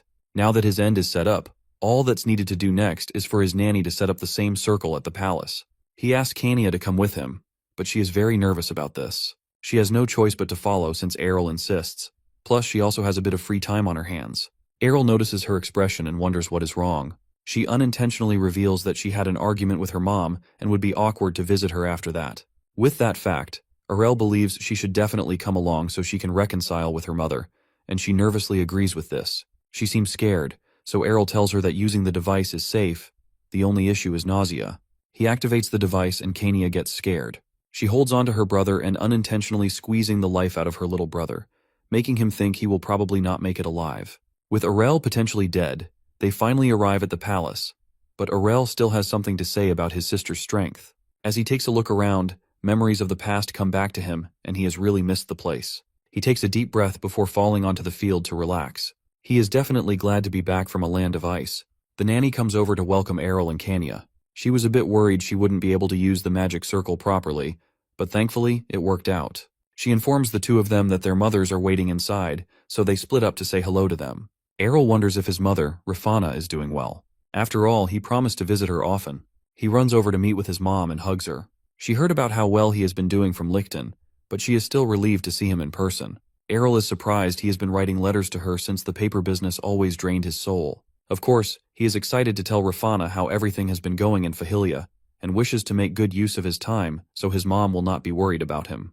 He goes on to tell his mom about several things about Fahilia like the wildlife and the daily life of the people, focusing on putting her mind at ease. It is not long until someone else approaches the scene, and Errol notices this. Looking at the timing, he can already tell that whoever the person is, they intentionally want to interrupt his conversation with Rafana. It doesn't take a genius to find out it's Queen Elia. Errol wonders why she is acting all surprised since he already announced the fact he will be visiting. Still, he can't help but notice that she probably has something up her sleeve, so he decides to feel her out. So he engages her in some fake small talk, and also mentions the paper he developed which is affecting her family business. The world's most painful to watch conversation. On the topic of paper production, she mentions a few rumors she heard and Errol wonders what she is talking about. He informs her that he has already made preparations and Elia commends his efforts. Still, she warns him to be careful before she takes her leave. On the outside, Errol waves her goodbye, but he believes she is starting to cross a line from the warning she just gave. Rafana figures that she is probably having a bad day, but Errol figures that he has deal with her soon. The short visit to the palace is finally over, so Errol and Kania decide to head back to Fahilia. Errol waves his mother goodbye and then asks Kania how things went on her end. She responds that it went well and smacks Errol on the back for worrying that she would fight with her mother again. But actually, Errol already asked the maids to report what was happening. It looked like they were about to fight again, but they actually made up this time around. Either way, the two of them teleport back to their territory. A few days later at Fahilia, Errol is already challenged with a new problem. He wonders if it will be worth it to invest in magicians, since they can do a lot of things like manage the teleportation circle, help with growing crops instantly, and even defend against monsters. But most importantly, he needs someone who can help him deal with the totally challenging experiences of being a ruler. He thinks about this because he doesn't want to end up drawing so much attention to himself. Now he has a territory, he has a perfectly good reason to hire them. But another reason is the factory attack. Luckily, the first attack was by a few mercenaries, but he is worried about what would happen if magicians pulled up. Sure, he does have a few knights who can probably deal with them, but they'll be as useful as a glass hammer if an enemy magician attacked from the shadows. With all those in mind, he creates an official notice that he is looking for magicians to hire. He figures that he can put a request at the magic tower, but dealing with them is going to be a pain. Plus, they are expensive. But the magicians who will respond to notices will have no ties with the tower, and there will be less hassle to deal with them, which is a dream for Errol. The only issue is that he'll also receive applications from low-ranking magicians, but that is no issue since Errol can always train them. With that, the next thing is to distribute the notices in every city. Time goes on, and the notice draws the attention of the crowds and wizards. including this one wizard who looks like she was out surviving in the wild with Bear Grylls, and is willing to apply from the mention of free food and accommodation.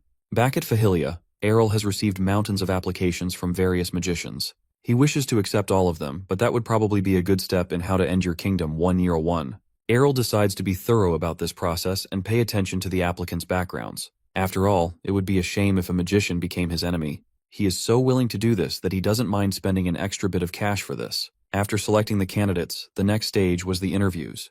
For some reason, this was more of a hassle than picking his personal knights, but it was still worth the trouble for him. In the end, 12 magicians pass the interview and are officially magicians of the kingdom. The average skill of the magicians is 3rd class, and Errol believes he made a good selection considering their backgrounds. With that, Errol announces the general tasks of the magicians and plans to assign them to areas that suit their strengths. But before that, he wants to select one person to become his personal magician. So he asks the 4th class magicians to raise their hands. There are 2 people who fit this criteria. One is Munkoi Blob, and the other is Dia Reki. Seeing the choices he has, Errol takes a long, hard thought about choosing between Blobfish or Wizard Beauty. This is a decision that can change the fate of the world. And we all know that Errol is going to choose Dia. Putting the pretty looks aside, there is a main reason why Errol chose Dia to be his personal magician. During the interview, he asked Dia a question about why she applied, and she responded with the fact that she wanted to serve him. This response shocked him due to how unusual it was. Most of the candidates were usually interested in the benefits or the work responsibilities, but hers was way different. It turns out she pretty much applied just because of Errol. He is pretty much suspicious about this, but can't sense any bad intentions from her. So, he decides to test it out and hire her as his personal assistant. Next, he goes on to explain the benefits and responsibilities of being a wizard in the territory. Starting with the benefits, he presents a massive library which is pretty much a paradise for every wizard nerd there. Starting off with the books that are magic ones certified by the Magic Tower, which were both expensive and difficult to convince them to certify the books. Now they have a place to improve their skills. On top of that, the magicians he hired were all expelled from the Magic Tower and probably needed a lot of money to access the magic book library. Of course, the broke magicians will be happy that they can access all the books that they have always wanted. They are in disbelief that they can use the library for as much as they want. But in exchange, Errol lets them know that they will have to show their research notes to prove that they are actually making any progress. Well, they don't seem to have any problem with that arrangement. However, Errol actually needs the library too, so he can master his own magic and understand the world's magic system using their research. Plus, the new magicians will pretty much be researching for him as well. Next, he begins to assign the wizards to different areas. He assigns some to handle the deforested areas in the land. After all, there need to be trees if he ever dreams of making more paper. So, Errol has to take responsibility for the damage he has done to the environment. He shows a planted sapling to the magicians, and it is enough for them to head to work. They all stab their staffs into the ground and chant some words I'm not going to bother with understanding. Then the sapling begins to erupt from the ground. Errol analyzes their technique and figures that they are funneling their mana into the tree and using a spell to nourish it with the right amount of mana. He also wonders if they are also using magic to alter its genetic makeup. Looking at how much the tree has grown, Errol commends the technique, but can't help but ask if they're going to make it grow taller. A wizard explains that if they do that in a short amount of time, the tree will die. After all, trees also have to rest as well. They will help it to grow once a month, which gives around half a year to restore the entire forest. With the environmental issues facing one of Errol's previous lives, he bets that this would be mind-blowing, but too bad. Anyway, Errol leaves them to do their job. For the next group, he gives them the task of maintaining the village's fields. He plans to make Fahilia to become a place that is self-sufficient through farming, rather than only relying on hunting. A wizard asks if he should grow crops at the current location. While that is the main goal, he asks if they are willing to go around the 12 villages to cultivate them, and this question sends chills down their spine considering how much work that would be. Of course, Errol is not an evil ruler. All he wants them to do is to adjust the field to the right conditions, and the villagers will take care of the rest. He scribbles a plan and asks the magicians if they can handle it. From the looks of it, they are sure they can handle the task. To help with their job, Errol mentions the fact that he brought over some magic tools and wants to test them out. They place the magic artifacts around, and then they create a barrier that will allow only sunlight to pass through. With that, the group has officially created the Mana House, not to be confused with a greenhouse. So, they went ahead to install the rest of those devices in the other villages to save the villagers from starvation. After that was done, Errol assigned 2 magicians as part of the magic tool research team, and another 3 as security. Lastly, there's Dia, who is Errol's personal magician. Her job is to guard him and to also carry out errands. She's pretty much his magic errand girl since he's not in a position to use magic. But for now, he wants her to skill up by reading magic books. She is way more than passionate about this, as she wishes to support Errol in any way that she can. Errol can tell that she is just as sincere as she was during the interview, and wonders what's up with that. Shortly, a book drops from Dia's cloak. Errol picks it up and he recognizes it as one of his night books that the knights couldn't understand. He hands it over to Dia and wonders why she has such a book when she's a magician. She received it from a person she knows but got attached to it because she found aura and mana are similar in theory, an idea Errol also shared in his research. This book has pretty much been a lifesaver for her, and she mutters that she is willing to go even across continents to serve the adored author of the book. Errol, on the other hand, feels she is going way too far with her dedication. All he did was write some basic theories in it, and doesn't recall it being so inspirational. Besides, Dia enjoys the food around the palace, which gives the actual reason she came along. Even with that, Errol figures that it's probably a good thing that she is so dedicated to him, but he still hopes that making her his personal magician was the right choice. In the library, Errol learns about how magic works. Now that he's understood the theory, he tries to remember how Dia uses magic so he can try it out.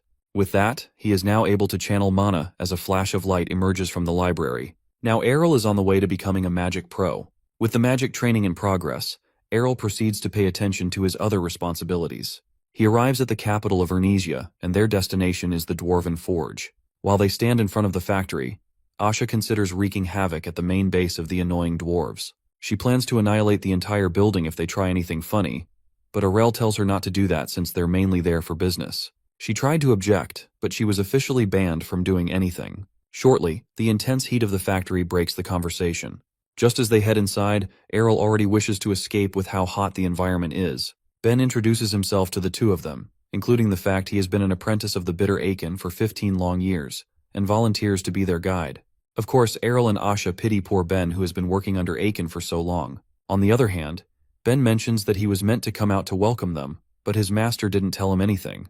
He finally leads them to the room where Aiken is while the other two sympathize with the struggle he's going through. Then there's Aiken, who is pretty impatient with his visitor's arrival.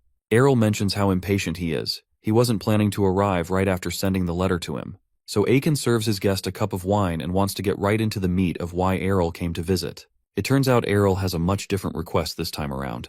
This time, he asks for half of the dwarves to work as his personal craftsmen in Fahilia. Without a second thought, he rejects the proposal and points out that Arel sounds drunk already. Aurel finishes his request by mentioning that he wants half of the dwarves to establish a branch at Fahilia. He adds that he will even pay for all the expenses. Even with that, Aiken still refuses the offer, or to even work in a place like Fahilia.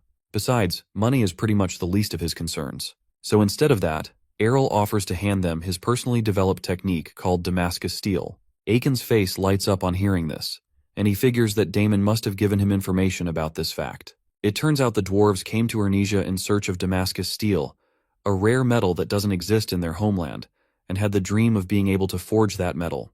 Now, Errol reveals that he knows how to craft it, and even promises other exclusive techniques if they agree to work under him. This is enough to make Aiken serious, and even Errol can tell by the dramatic shift in his tone. With the proposal out there, Aiken inquires what Errol's conditions for the deal are. He mentions that they will have to work under him for 10 years. Of course, Aiken refuses to agree with this before they finally agree at 5 years. With negotiations made, Aiken is going to inform the other dwarves and asks for a month to get ready. This makes Errol wonder how much Damascus Steel means to them since it was the thing that led him to convince the dwarves. With that out of the way, Errol heads back with Asha. After the negotiations, Errol wishes to do what he does best, slack off, since he now has a reason not to do anything. One time skip later, and we have Kania. She takes a look out the window and wonders if Errol has been seen outside his room. His guards haven't seen his whereabouts either, but Sena mentions that he claimed to have travel fatigue and needs to rest. Even with that, it is still unbelievable to Kania that he hasn't left his room in over a week. She rushes over to his room to check on him. When she busts open the door, she finds my guy living his best life. He welcomes Kania and figures that she arrived to have dinner with him. While she is stunned by what she is seeing, Errol prompts Dia to arrange the scene for the both of them. Using her magic, she lifts Errol into the air, puts on his clothes, and then sets up a dining table for both Errol and Kania. While Errol is being fed by magic, Kania is still shocked. Errol wonders why she isn't eating, but she is very certain that something is wrong with everything she is witnessing. However, Errol thinks it's all right. She figures that Errol's laziness is probably top-notch at this point. Then Errol tells his personal magician to take him to the bath, and this is enough to make Kania snap as she obliterates the area. So Kania and Errol's guards start an emergency intervention for Errol. As a start, they would like to ask him a question.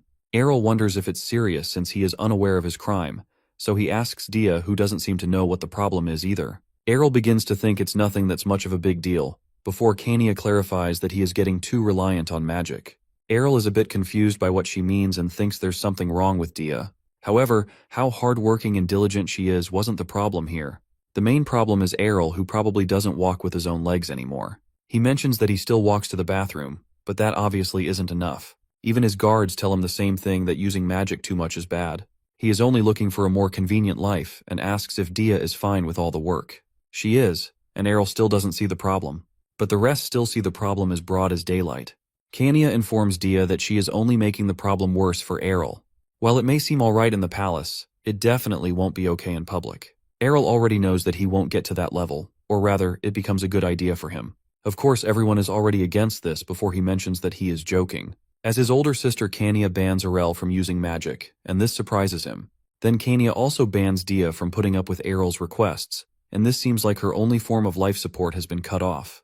Dia believes that she is about to be fired, but Kania informs her that is not the case. Meanwhile, Errol begins to reflect on his actions. He never thought that things would get to how they are now, and he has finally realized how magic can turn a lazy slob into a more lazier slob. Kania informs him that he will ruin his health if he continues, but Dia reveals that she has been stimulating his muscles every time she moves him, so he won't get weak so easily. Still, it is a problem, and Kania suggests replacing Dia with another magician. However, Dia pleads that it shouldn't resort to that. While she isn't sure of other things, she is very confident that she is much better than the other magicians, so she refuses to step down from her role. Looking at the situation, Errol figures that Kania had hurt Dia's pride as a magician. Asha comes by to break things up, and wonders why she wants to remain Errol's personal magician, even though the suggestion to switch roles has been pretty much justified. Even Errol is curious too, since there will be no difference in pay, and would even work way less compared to dragging Errol's lazy bum all over the place. But then it hit Errol that he should be the one who should make that decision. But his opinion doesn't matter at this point, so Kania challenges Dia to convince her, and she accepts this since she doesn't have much of a choice at this point. Seeing as his opinion has been rejected, Errol wants to know the kind of tests Kania has in store. She starts off with a document test that was definitely not just made up in 5 seconds before she mentioned it. And Dia completes as easily using her magic. Arl has already been giving Dia his workload, plus magic pretty much involves calculations. So she was already prepared for the moment. Next is the cooking test, where Dia will have cook all manner of stuff to Errol's taste. But once again, she is able to do this thanks to her previous experience back at the Magic Tower. She prepares all the food, and it is perfect for Errol. It's almost scary to him about how good she is. While Kania tries to bring up some more, totally not made up at the spot tests, Errol speaks with his guards and asks why they are all doing this. He already knows that Kania wouldn't go after Dia for no reason, plus they would have tried to intervene, but they aren't doing anything. So he knows they have another reason for doing all of this. From there, it turns out that Kania is suspicious of Dia. There was an incident a few days ago where the magic security system was partly destroyed by an unknown individual. While they don't believe Dia is the culprit, Asha presents a letter from the intruder to Errol. He reads it and finds that whoever it is wants Dia back at the Magic Tower. It turns out they had also shown this same letter to Dia, but she was speechless, or rather, unbothered by it. Asha and Sena believe that her reaction was rather strange and figures that there is a reason why she is so loyal to Arl. A normal person would have given up with him after around 3 days. Errol has already looked into her heart and found that she doesn't have any bad intentions, but there's no way he can convince Kania and the guards about that. To be honest, Kania has low-key disliked magicians after the Black Magician incident. He can understand that could be why Kania is acting like that towards Dia, but he asks Asha and Sena to hold back their judgment. While he deals with the issue concerning Dia, he asks the two of them to calm Kania down. With that settled, he heads on his way to talk with Dia and find out the truth. Arl goes to Dia's room to apologize for all the issues that came up earlier in the day. He notes how her room looks pretty bare, probably because she hasn't lived in the room for a long time. Dia understands the situation that played out and believes that anyone serving Errol should be thoroughly reviewed. But let's be real here, Errol's standards aren't that high. Arl explains that Kania has always had a thing against magicians, and was against him having a personal one. But Dia is already familiar that this is because of the incident with the Black Magician. It even became a pretty famous story back at the Magic Tower. It turns out that the incident also made aristocrats distrust them, and this cut their earnings. So they were ordered to kill any black magicians if any were found. Arl tells Dia not to worry about Kania's behavior. However, she insists that his intervention is not necessary. She still holds a grudge from the earlier encounter and wants to prove her skills as a magician to Kania. Now, Errol wants to know why she insists so much on being his personal magician. Even though they have never met each other, Errol can't understand why she is so obsessed with him. From there, she explains about her past. Dia was taken in by the Magic Tower as a poor child after a disease killed everyone in her village, her family included. On hearing this, Errol figures that they must have taken her in since they recognized her potential in mana, since Tai only take in orphans once they recognize talent. Even with that, Dia wasn't good at magic, so she was demoted to chore girl. This confuses Errol as he wonders how the gap in skill got bridged. It turns out Dia was a first-class magician 2 years ago, and has somehow managed to jump up to a fourth-class magician now. She couldn't control her mana through the Magic Tower's teaching method until she came across Errol's flagship book, the one about knights. From there, you can pretty much guess what happened. The method in the book was just right for her, and she ended up reaching the 4th class within 2 years. While that is hard to believe, Errol realizes that his theory seems to sit right with Dia and believes that she is a genius who can improve only by reading. So who knew, if it weren't for Errol, she could have remained as a chore girl in the tower for the rest of time or something. With that, this is the reason why Dia refers to Arl as her savior. However, he lets her know that it's from all the work she has put in. But she will still call him what she wants to call him. She's apparently stubborn. After that, Dia left the Magic Tower, and her master, former master, was very angry with this.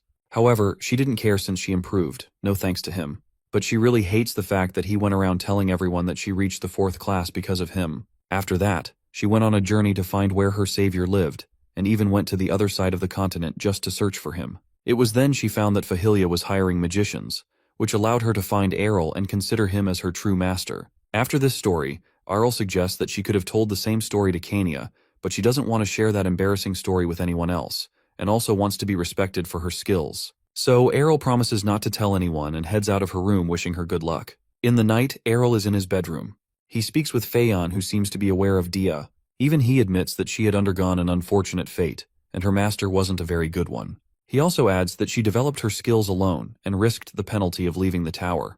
It turns out there is a contract made to protect the secrets of the Magic Tower, and once it is broken, the offender loses half of their magic circles and goes back to being a low-tier magician. Finally, Errol learns how strict the Magic Tower can be, so he thanks him and turns off his device. He places it aside and thinks about all the risks Dia took just so she can meet with him, so he decides to step in to see how he can help. The next day, Kania and Dia face off with each other. Errol had to tag along, but he never expected Kania to be so serious about this. She challenges Dia to a duel, and looking at the two fighters, Errol already knows that this is a pretty unfair battle. He tries to stop them, but Dia insists since the only way Kania will accept her is through a battle. Kania, on the other hand, doesn't get why she is so loyal to Errol, so she wants to find out on her own terms. Errol sees that the situation is going out of hand, and wonders why his two guards aren't stopping them. But what does he want them to do? Even they can't stop it. So Errol wonders what he can do until he notices something in the bushes nearby. The battle is about to start. With all the aura and mana flying around, Dia begins to float. She gets ready to cast a spell, but Errol notices that she isn't using an attack spell. She uses her spell to expose an intruder while Kania tosses her sword sheath at them. Then the thing explodes after gathering some aura in it and turning it into a grenade. After that, Kania and Dia approach the intruder and find out that it's Dia's master from the Magic Tower. Now they've found the mysterious intruder who has been around Errol's palace. He claims to not be anyone suspicious, so he presents his identification papers. He reveals that he came to bring Dia to the Magic Tower, and is angry about the situation she has just put him in. However, she doesn't have any plans of returning with him. All he did was just assign her to do some odd chores and starved her when he got the chance. Even with that, he still demands that she has to return since the Grandmaster has been disturbing him non-stop about it. Errol jumps in and figures that he's actually being pressured to raise another apprentice that is as good as Dia, and that is going pretty well so far. Just as Errol points out the man's lack of skill and incompetence, he grabs Dia by her hand and drags her away. He mentions that he is going to file a complaint about Errol's insolence, and adds that Dia will be punished for leaving the tower without permission. Fortunately, Errol breaks his grip and mentions the fact that Dia signed a contract to be his personal magician. Plus, he also got permission from the Magic Tower. The man tries to tell him about the rules, but Errol lets the loud person know that he made an official request, and the Magic Tower has permitted Dia to remain as his personal magician. Now that everything has been resolved, it's now time for him to leave. However, he refuses to leave without a fight, especially with how hard it is to get to the current location. He throws a few magic balls to the ground and creates several golems. He is determined to bring Dia back, so he orders his minions to attack. He believes that if he brings Dia back and trains her, the magic tower will probably defend him. So he can't afford to lose. The man has probably picked a wrong fight, so Errol tells everyone to fight back. Kanya goes to do what she was born for, along with the other guards. Seeing that he would be bold enough to attack, Errol thought he would be at least a Class 7 mage, but he was only at a disappointing Class 5. The man attempts to use one of his golems to take Errol as a hostage, but that's obviously a bad idea. Dia fries the golem to a crisp with a lightning bolt spell and uses a wind spell on the remaining minions and the wizard.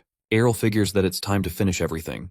But before that can happen, the wizard uses an emergency escape teleportation scroll to run away. Asha insists on chasing him, but Errol tells her not to worry and mentions that he will file a complaint with the magic tower. Dia apologizes for the situation her personal issue has caused, but it's not a problem, and Errol mentions that she is officially cleared from suspicion. She wonders what he means by that, so Errol explains that he already knew about her master's presence. She wanted to see if she would confront him, which would prove her loyalty to him. She did exactly that, defeated her master, and surely no one will have any other complaints about her. Meanwhile, at a different location, Dia's master is breathing heavily after a narrow escape. He still has his mind bent on bringing her back to the magic tower. His monologue is cut short when a mysterious figure on a tree approaches him. Of course, he wants to know who the person is, but instead, the figure roasts him with a fire spell. It turns out this mystery person is Errol, who wanted to use the guy as magic practice for the spells he learned. He figures that killing him was better than letting him receive some official punishment. Either way, he still can't let him live for Dia's sake. After that, he decides to head back before anyone notices that he is missing. Moving on, Errol is working as usual and Dia assists him by handing him a book. He catches the book and tells her that she doesn't need to assist him with magic anymore, even though he permitted her. After that suspicion incident, Errol stopped relying so much on Dia, probably because Kania warned her about supporting his laziness. She asks if Errol is still fine with her being his personal magician. The incident wasn't her fault, so he is still fine with it. With that said, she commends how merciful Errol is, and decides to reflect on her actions like worrying over something like that. Of course, her level of loyalty still makes Errol very uncomfortable. He also asks what would happen if he let her down. However, she still considers him her savior no matter what. With that response, Errol now has a magician who is incredibly loyal to him and is fascinated by all the people you can meet in life. It's a brand new day. It's peaceful. Birds are chirping, flowers are blooming, and Errol is enjoying every moment of it, until he causes all forms of chaos with his magic in the name of practice. And there goes the peace I was talking about a moment ago. Errol has become a Class 6 magician already, all in 1 month. By the way, all the chaos he caused was at the edge of his territory, and is the perfect place for doing any secret activities since no one comes there. But one thing that would have made things better for Errol's practice is monsters, but it's honestly a good thing they aren't there. With all that out of the way, Errol finally figures it's the perfect time to make his move. Errol recalls the time he first saw Queen Elia as a baby, and even from that time, she already hated him from the way she stared at him. He planned to overlook it, but she kept targeting him using politics, and was even hostile to him in front of his mother. So, using his magic, he levitates over to Queen Elia's domain since he is fed up with her antics. He finds an alarm barrier surrounding the building which allows certain mana wavelengths to pass through, but Errol passes through it because he's just that good. Luckily, the guards aren't aware of his breaking in. He looks at Elia's parents' home and mentions how it is larger than his. But too bad, because he creates a massive fireball and is ready to wreck the entire thing. The fireball explodes and fire begins to rain down on the area. Meanwhile, the residents of the building notice this, all confused and stuff, trying to evacuate the building to safety. But they are unaware that this is all Errol's doing since he is using an invisibility and sound muting spell to hide himself. A bit overpowered if you ask me. But moving on, Errol sees the vassal of the Duke family of Frash, so he decides to make life a little hard for him by implanting a special curse in him that will give him flu-like symptoms, or probably COVID, and that will preempt him from taking action after the invasion. Errol is planning to take back a few souvenirs with him, since it took some effort to get there. He approaches a door, crushes the lock to the door, and reveals what's inside. Looking in, Errol has literally struck gold since it's the treasury. He plans to take everything with him through teleportation, and leave a little note as a collectible. Much later, some of the residents escape the building, but they find a letter and already know that it's from the culprit. When they take a look at it, they find Errol's handwork, but they do not know who left the message. After the act, the first person to receive the news was Elia. All the life drained from her after she found out what happened, and she drops to the floor. Luckily, there were no casualties after the incident, only a few minor injuries. Even with that, the question remains about who would do such an act. The king also learns about this and orders that the culprit should be found. Looking at the attack, it is believed to be caused by a Class 6 magician, or a group of magicians, or could even be black magicians like the incident with Kania. Someone interrupts the meeting to inform that the nobles of the Frach family are all ill after the fire incident. Later, Elia finds out that the source of her family's pride, the enormous wealth they had, has all been stolen. She orders her maid to find out who committed such a crime at all costs, but also remains careful since she can also be the next target as well. Back at Fahilia, Asha learns about the situation. She reports that the Frach family's status has fallen, plus no one can help them because they are all afraid that they'll be targets of the next terrorist attack. She discusses everything that happened with Kania, but still, they won't come to ruin since they are a greater noble family. But they still received a heavy blow. Then there's the main culprit who agrees that they should be careful since a terrorist attack will not be nice. He then volunteers to send a donation to the Frach family, probably out of the stolen treasure, as a sign of support to them. At Fahilia, the manor house is working perfectly, and crops are beginning to grow. Even with a place like Fahilia, no one expected to gather anything. Plus the harvest is twice as big compared to before. This is all thanks to the magicians who have been pulling all-nighters to make sure the tools are just right. Now, Errol takes a look at the manor house and how peaceful everything is at the moment. With House Frach out of the picture and the territory stable, he wishes it would remain this peaceful. Now in the past, around 50 years ago, 3 countries came to power after a great war, and they became known as the 3 great nations. But among the 3 was the kingdom of Domanial, which was weaker than the kingdom of Ernesia and the Mirman Empire, but it managed to gain its position by taking advantage of the war. Speaking of the kingdom of Domanial, they are going through a bit of trouble. The king, he's in Lugia Lutanea, discovers the documents containing evidence about the products being smuggled from the kingdom of Ernesia, and he is definitely not chill about it. He is worried about the future of the kingdom, but his right-hand man, Elgizan, tries to calm him down. With the way things are going, the economic crisis of the kingdom will be too great to overcome in the next 5 years, and obviously, that is not a good thing. Previously, the difference in wealth between the 3 great nations wasn't so bad, but that all changed when a certain child came in and casually caused an economic imbalance. Concerning his paper, the Mirman Empire even tried filing a complaint concerning the paper production, but that didn't work because he was producing it in a different method, leaving them with no other way to bridge the gap. Elgizan suggests using force, but they are up against the Ernesia, which is pretty much like the Fire Nation of the world. However, he mentions that they will have to join forces rather than challenge them on their own. So, with that, the kingdom of Domanial sent messengers to 3 different nations to request an alliance. They meet up in some secret shady meeting room in Domanial, and Elgizan welcomes the participants. The representatives who showed up are from the Mirman Empire and the Chejapen Duchy, and they both have scars for some reason. But anyway, it turns out the other place with the name I won't bother with saying again is a small territory, but with a high military reputation. Then there's the Holy Empire who didn't even bother to show up, but they probably want to watch Ernesia burn just as much as them, so they will not snitch on the meeting. Of course, the meeting begins, and they discuss the fact that they have to stop Ernesia because of the shift in economic power. Since Ernesia is a pretty strong kingdom, they will need the alliance so they can put up a proper fight. Elgizan figures that they will not be able to develop any products if they are pressured with war, but he shifts his attention to the youngest prince, which is Arel, and how he has been developing various products plus all his renowned achievements. So they figure that if they leave him, he will probably continue to do several things which will lead Ernesia to be unstoppable. So the main objectives are to either deal some significant damage to the kingdom or kill Errol. The 2 representatives agree with the plan and have even wanted to go to war from the very start, and now things have gotten moving between them. Back at Ernesia, the king learns about the meeting between the 3 nations and is sure that something is going on. So he decides to make preparations, since the oncoming war will be much worse than the previous one, and orders that each territory should be notified about it. Errol gets this notice back at Fahilia and begins to wonder if he went too far even when he restrained himself. Daya asks if anything has happened since he usually enjoys his strolls. He mentions that he has to meet with Kania since something troublesome has happened, and they will have to be fully prepared. So in summary, Ernesia makes money, Domanial doesn't like it. So Domanial starts alliance. They don't like each other but want to defeat Ernesia. End of meeting. With how everything played out, they are probably treating Arel like some kind of a villain.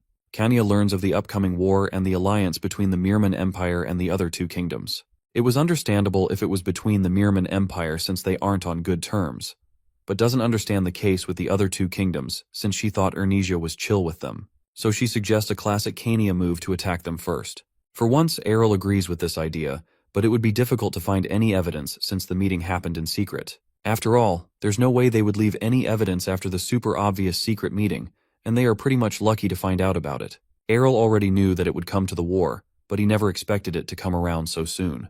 From all the past lives he's been in, he thinks about how humans always have to resort to war, and finds the reason for the current war to be ridiculous. Of course, he believes that war isn't the answer to every problem. Kania brings him out of his thoughts since nothing has been confirmed yet. He then suggests that Kania should return to the royal palace. It turns out the king sent him a letter to express his concern and stop her from going into battle, but Errol could head to the front line for all he cared. Errol mentions that this is a viable option since her status as a princess could benefit her more than her status as a knight. But Kania refuses to head back without a thought. Errol tries to warn her that she could end up on the battlefield if things end up wrong, but she is more than okay with that.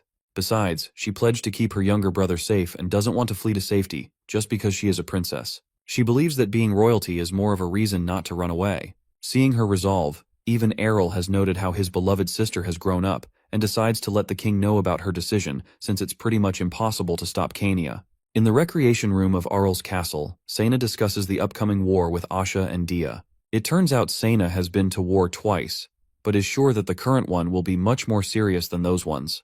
She suggests that Asha should visit her hometown to see her brother since he started studying at the academy. While that sounds like a good idea, Asha decides to stay back since anything can happen at any time. She also adds the fact that Sena has been pushing back her holidays to stay as well. Seeing that they can't go anywhere, they just decide to have all the fun they can have while they still can.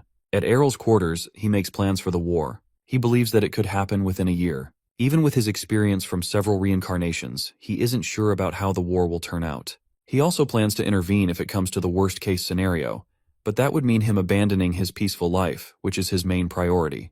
To survive the war, he decides to do a military buildup to prevent the opponents from breaking in. Errol rushes over to meet Aiken, who would have almost scored an early headshot with his hammer on Errol. He mentions that the facilities in the location are pretty good, but the other blacksmiths are pretty hopeless to him. They worked for 2 days without sleep, and they all collapsed. Aiken is upset about this, but of course, normal people would die after working like that. But anyway, Aiken has received the documents to make Damascus steel, and is shocked that it could be made with such materials. However, the process will not be easy since he has to be precise about it. To the main point, Arel asks for some weapons to be made, and Aiken agrees to it. When he asks how many he would need, Errol goes over to whisper, which makes even Aiken to be shocked. Then he makes a getaway since Aiken is out to hunt him now. It turns out Errol wanted him to make 20,000 pieces of armor, and he is definitely not chill with that. On the other hand, Errol figures that he better watch his back if he keeps doing this. Next, he goes to meet Ian, the slave dealer, who is now dripped out from all the cash he's been receiving. He welcomes the top customer as always, and they head straight to business since it's an urgent meeting. This time, Ian will be receiving the order of a lifetime, and he's even contacted every possible merchant before the meeting. Errol raises his hand and requests for 50,000 slaves, which is 10 times the last order, and you can expect that even Ian never expected this amount. Ian couldn't believe it. He finds himself repeating the enormous number just to see if our prince is kidding or not, but our boy responds by asking him if they were too much. That's when the slave trader sees that the prince is truly standing on business here. He tells him that the truth is that there's been an increase in nobles looking for slaves, and they've been asking for about 2,000 to 3,000 people, saying they all intend to use them as troops. But 50,000 people? What in the world is he doing with 50,000 people? He asks him if he intends to use all of them for the same purpose. The prince tells him not at all, as like before, that number includes the slaves and their family members, but he tells the slave boy that his speculation isn't too far off the mark. The slave trader dude starts smiling hard at this cash cow opportunity, for sure hoping to be more dripped out after that, and our boy obviously sees that. He said to himself that it makes sense since it's not hard for a merchant to notice the signs of approaching war. He'll definitely ask for more than the market price for the next clients.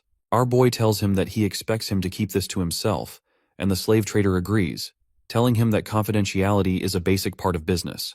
He asks our prince if he would like him to send the slaves to his territory.